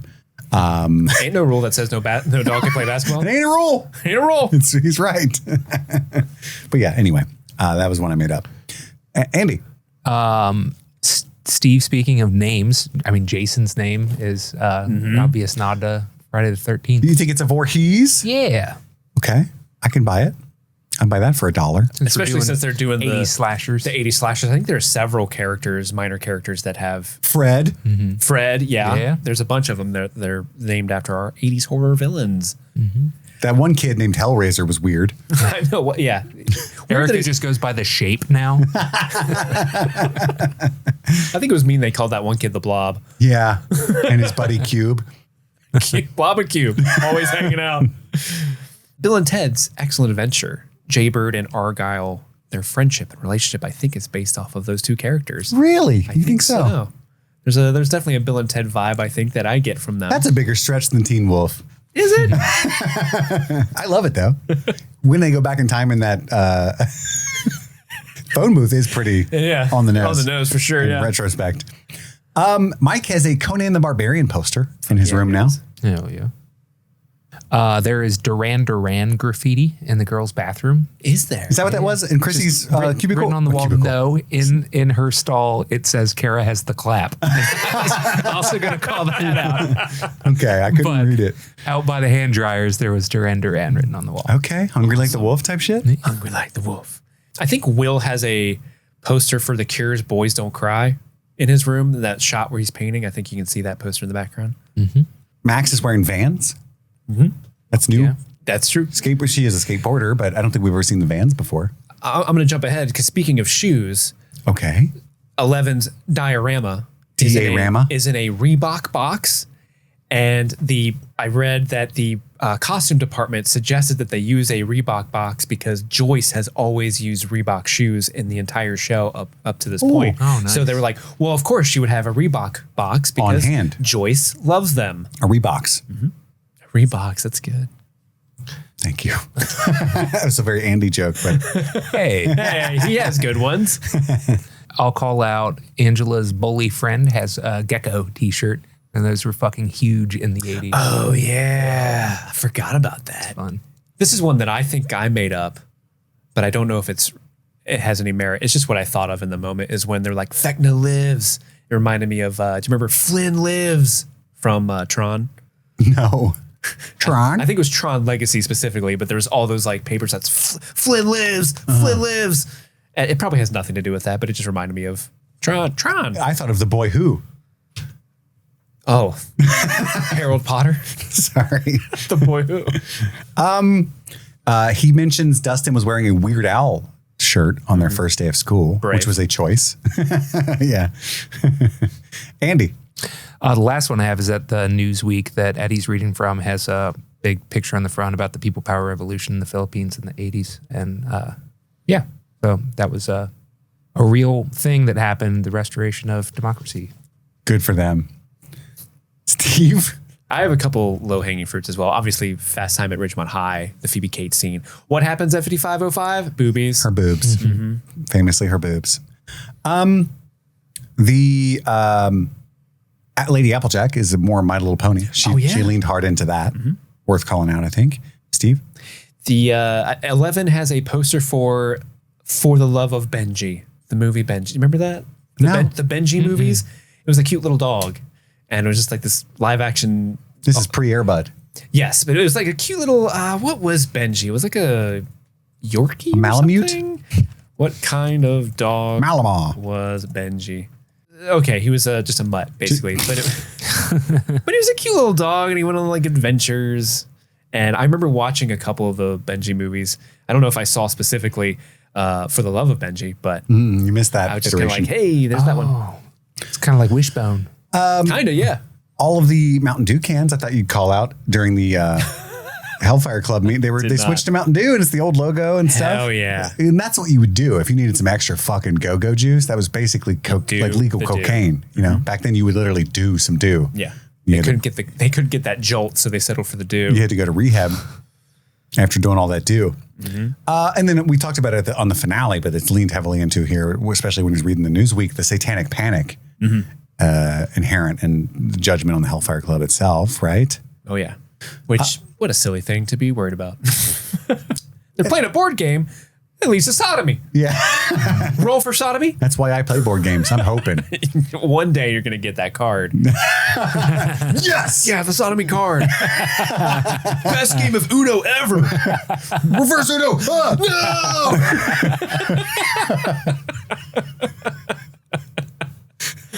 No. That's all I got. Well, we got music now. We got California Dreamin' by the Beach Boys playing during the very beginning when Eleven's narrating her letter. It's such a winter's day. Truly. Object of My Desire by Starpoint is what Steve and Robin are listening to in the car when they're talking about Vicky. That's apropos. Mm-hmm. Object of My Desire. Mm-hmm. That's on Starpoint. The Red Army is the Strongest by the Red Army Choir is what's playing when Joyce gets the package. Just love the name of that. I love that. It's like I wrote a song called Andy Kicks Ass. By Andy's band. Of course, there's Running Up That Hill, A Deal with God by Kate Bush that plays. We're going to get that one a lot. I Was a Teenage Werewolf by The Cramps is playing when Eddie is reading the magazine about D&D. There you go, Teen Wolf. Go ahead. Go ahead. Oh, I was going to say, it's actually kind of an Eggo when Erica was wearing the American flag cape when the Jimi Hendrix version of the National Anthem plays, because he wore that American flag t-shirt. Good point. And kerchief on occasion. We also got Play With Me by Extreme. It's what's playing when it's during that montage of Dustin and Mike looking for an alternate for Lucas. I'm going to mispronounce this. Chica Me Canita by Andrea and Irvin Litke is what's playing when Marie and Joyce are on the phone talking about the Russian package that they got. Detroit Rock City by Kiss is what's playing during the championship game in the Hellfire Club. I love that movie. I don't like Kiss, but I love the movie about Kiss, Detroit Rock City. Didn't one of the Kiss members just pass away this week? Ace Frehley died, yeah. Got Your Number by the Lloyd Langton Group is what's playing when Chrissy and Eddie are driving up to his trailer. And that's what she wrote. Those are our Easter Eggos for episode 1 of season 4. If we missed any, please write into streamingthingspod@gmail.com. You can listen to all 7 seasons so far of our Game of Thrones coverage over there as well at patreon.com/streamingthings. And we've got a ton of we've covered 180 movies, I think, in our history. And most of those are on Patreon only, in addition to our Midnight Mass coverage, our Arcane coverage. All that stuff is over there. $5 a month will get you ad-free episodes of the main feed and all of our bonus episodes. $10 gets you Discord access. We've got a community of a couple hundred people that are wonderful. And video access if you want to see our faces. That's right, baby. Interacting, all that stuff over there. So that's fun. It's now time for our 11 out of 10 performance, our nomination of our favorite performance of this episode. I think we all likely have the same one. Did anyone not choose Joseph Quinn? I chose Joseph. You can't not. Yeah, he just such a mark in his first episode. He reinvented the game. Yeah. It's all over. Yeah. Nobody else stands a chance. It's a D21 now. Yeah. You know what I'm saying? Chrissy, wake up because I do like this. That guy can drink. Went too far. Joseph Quinn is all of our... everybody. Matchies. He's our special K. That's right. I wish his name was started with a K in any form. Yeah. Not even a K in there, buddy. Hey. Joseph K-O-N. Yeah. K-W-I-N. There we go. Andy's got me. But now it's time. Are we going to step into the Nina? Do we still do that? We have Nina's. All right. We're going to step into the Nina. What our mods of the Discord have done. Our original coverage from 2022.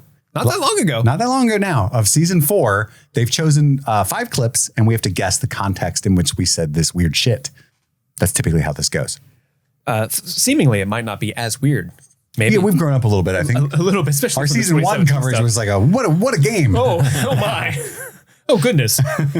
Well, let's start off with clip number 1. You know how you have a favorite pair of pants? Mm-hmm. Everyone has a favorite pair of pants. You put them on, they feel good, you look good in them, they're just comforting to have on. I have an idea. It's about the montage of Dr. Brenner getting ready in the beginning. I know what it is. I got a better idea. Okay. This is what it is. You're wrong. Okay. It's when Mike's not wearing pants. And I got to find my pants. I think you're right. I like that one better. And he's like looking for his special pants that he's going to wear to school that day. Yeah. Andy, do you have anything? The second one. Any pants lore? You're just going to co-sign pants lore. Okay. We're co-signing pants. Okay. They write, Steve describes the first episode and the show overall similarly to a favorite pair of pants. Comforting. Way off. Comforting and great to be back in them. So it was just a metaphor. It had nothing to do with specific pants. It was okay. It was a metaphor all along. We shot our shot on these pants. Wait a second. No, we're gonna need new pants. All right. Clip number 2. That's a new clip. Yeah, in 10 years when we redo this. Clip number 2. About 2 minutes. Yeah. Scuba diver. Stinky diver. Stinky diver. Oh, the Nickelodeon show? Yeah, and then the naked guy. Kablam? Yeah, kablam. Kablam, there it is. Yeah, that's what I was doing. I love Kablam. With the power to melt. melt, man. What a great show. Why were we talking about Kablam? Who is Stinky? Stinky diver? Who's diving? Nobody. I'm trying to make a connection to Stinky Diver. Oh, from I this know. Show. It was all the different powers of the people in the Rainbow Room, the kids. Oh, Telekinetic Kid, 8-Ball Boy, Stinky Diver. Sure. Okay, I could see that. I was thinking maybe like because that show was made with action figures that we were making those jokes in reference to the diorama. Maybe that's a fair guess. Because her hopper does kind of look like Meltman. Yes. Maybe. A little bit. Well, let's see who is correct. They write, Steve asks Andy and Kit which is gorier, season 3 with people melting into meat sludge or season 4 where people are crunched up like a pretzel with eyeballs popping out. Kit says season 4 is gorier because people melting is somewhat cartoonish, leading into reference the Meltman cartoon. Way off again. Not a cartoon, live action, stop motion. Yeah, that's right. I was right about that, by the way. Season 4 is way worse. But also I was wrong about this. That was not the reason we said that. Hey, I'm giving you the point. Clip number 3. It's like the fact it's like Scream. You know, you get the opening victim, the Drew Barrymore, and then you're scared for your Nev Campbell, right? Chrissy's death, I guess. I guess, yeah. Yeah, that's the only thing I can think it could be, right? I mean, since we were talking about openings, my head was thinking like all the kids and stuff. Yeah. But yeah, I mean, Chrissy's death makes more sense as like who else, you know? Yeah, I don't know. We're probably wrong again. Steve's talking about pants again or something. I'm picking it's the kids. Okay. Okay. Let's see what it is. Kit notes that Max is having headaches, which indicates a potential danger to Max later in the season. I was so right, He bro. uses the movie Scream as an example, as Kit thinks that they are using the fate of Chrissy just to cue us up to fear for when things start happening to Max. Not only was I right now, I was so fucking right back then. Yeah, you were. You nailed it. 10 out of 10. Wow. Impressed by You myself. clocked that Tylenol so fast, and you're I like, did. that means something. Even though I didn't clock it all this time. And he said Tylenol, and I laughed. And he's like, it really was. Clip number 4. This war was about states' rights. Ooh, this is an old book. This is an old book. Also, Pluto's a planet. Encyclopedia jokes. Oh, yeah. Totally. Yeah, it has to be that. This is an old book.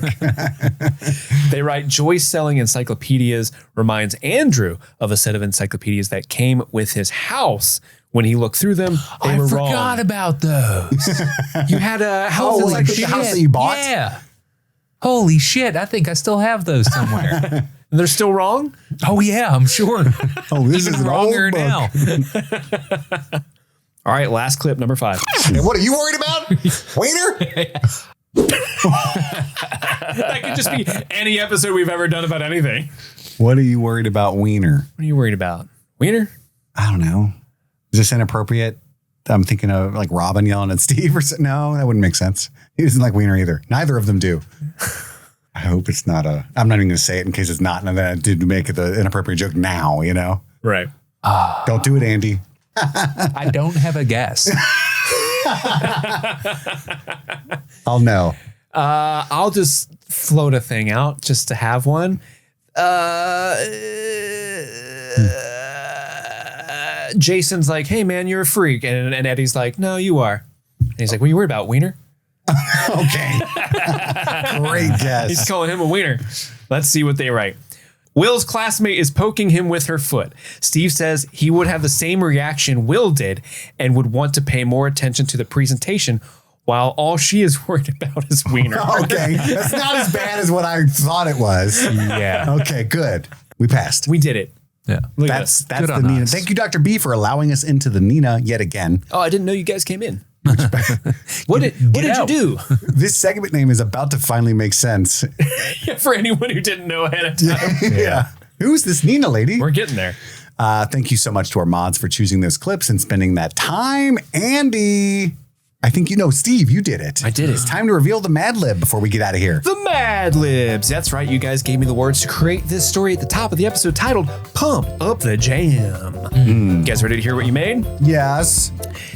It's a girthy time to be a music lover now that you can undulate your favorite songs on the go. Are you a noisy Walkman listener? Wow, that worked really well. Or an over-the-septum boombox blaster? Take this Prince Albert to find out. So this is like a quiz. Or not really a quiz, but it's just asking. It's a Prince Albert. It's a Prince Albert. Are your arms really flaky? Do you strut down the street proud as an orangutan? Are you always the last to leave a fedora? Are you always the first to flying crane kick at karaoke? Yes. Do you think the whole wide body snatcher would snort to your music? The wide body snatcher. Do you think you baptized the sidewalk or something? Do you have the nerve to wear assless chaps after April? Yes. It's so embarrassing to do it after April. If you answered flippity gibbets to most of these questions, you should buy a halo. Okay. Because you an angel. Yeah, that's right, baby. Assless chaps after April, you an angel. And that concludes the MadLibs. We did an excellent job this week. Fantastic. Well, tune in a few days, probably. I don't even know how it works anymore, for our episode 2 coverage of season 4. We are barreling ahead in hot anticipation of season 5. Thank you guys for listening. That's all the time we have for right now, though. We've got to go return some tapes to Keith. My name is Kit. I'm Andy. And I'm Steve. And this was Streaming Stranger Things. Happy streaming. Chrissy, wake up! I don't like this.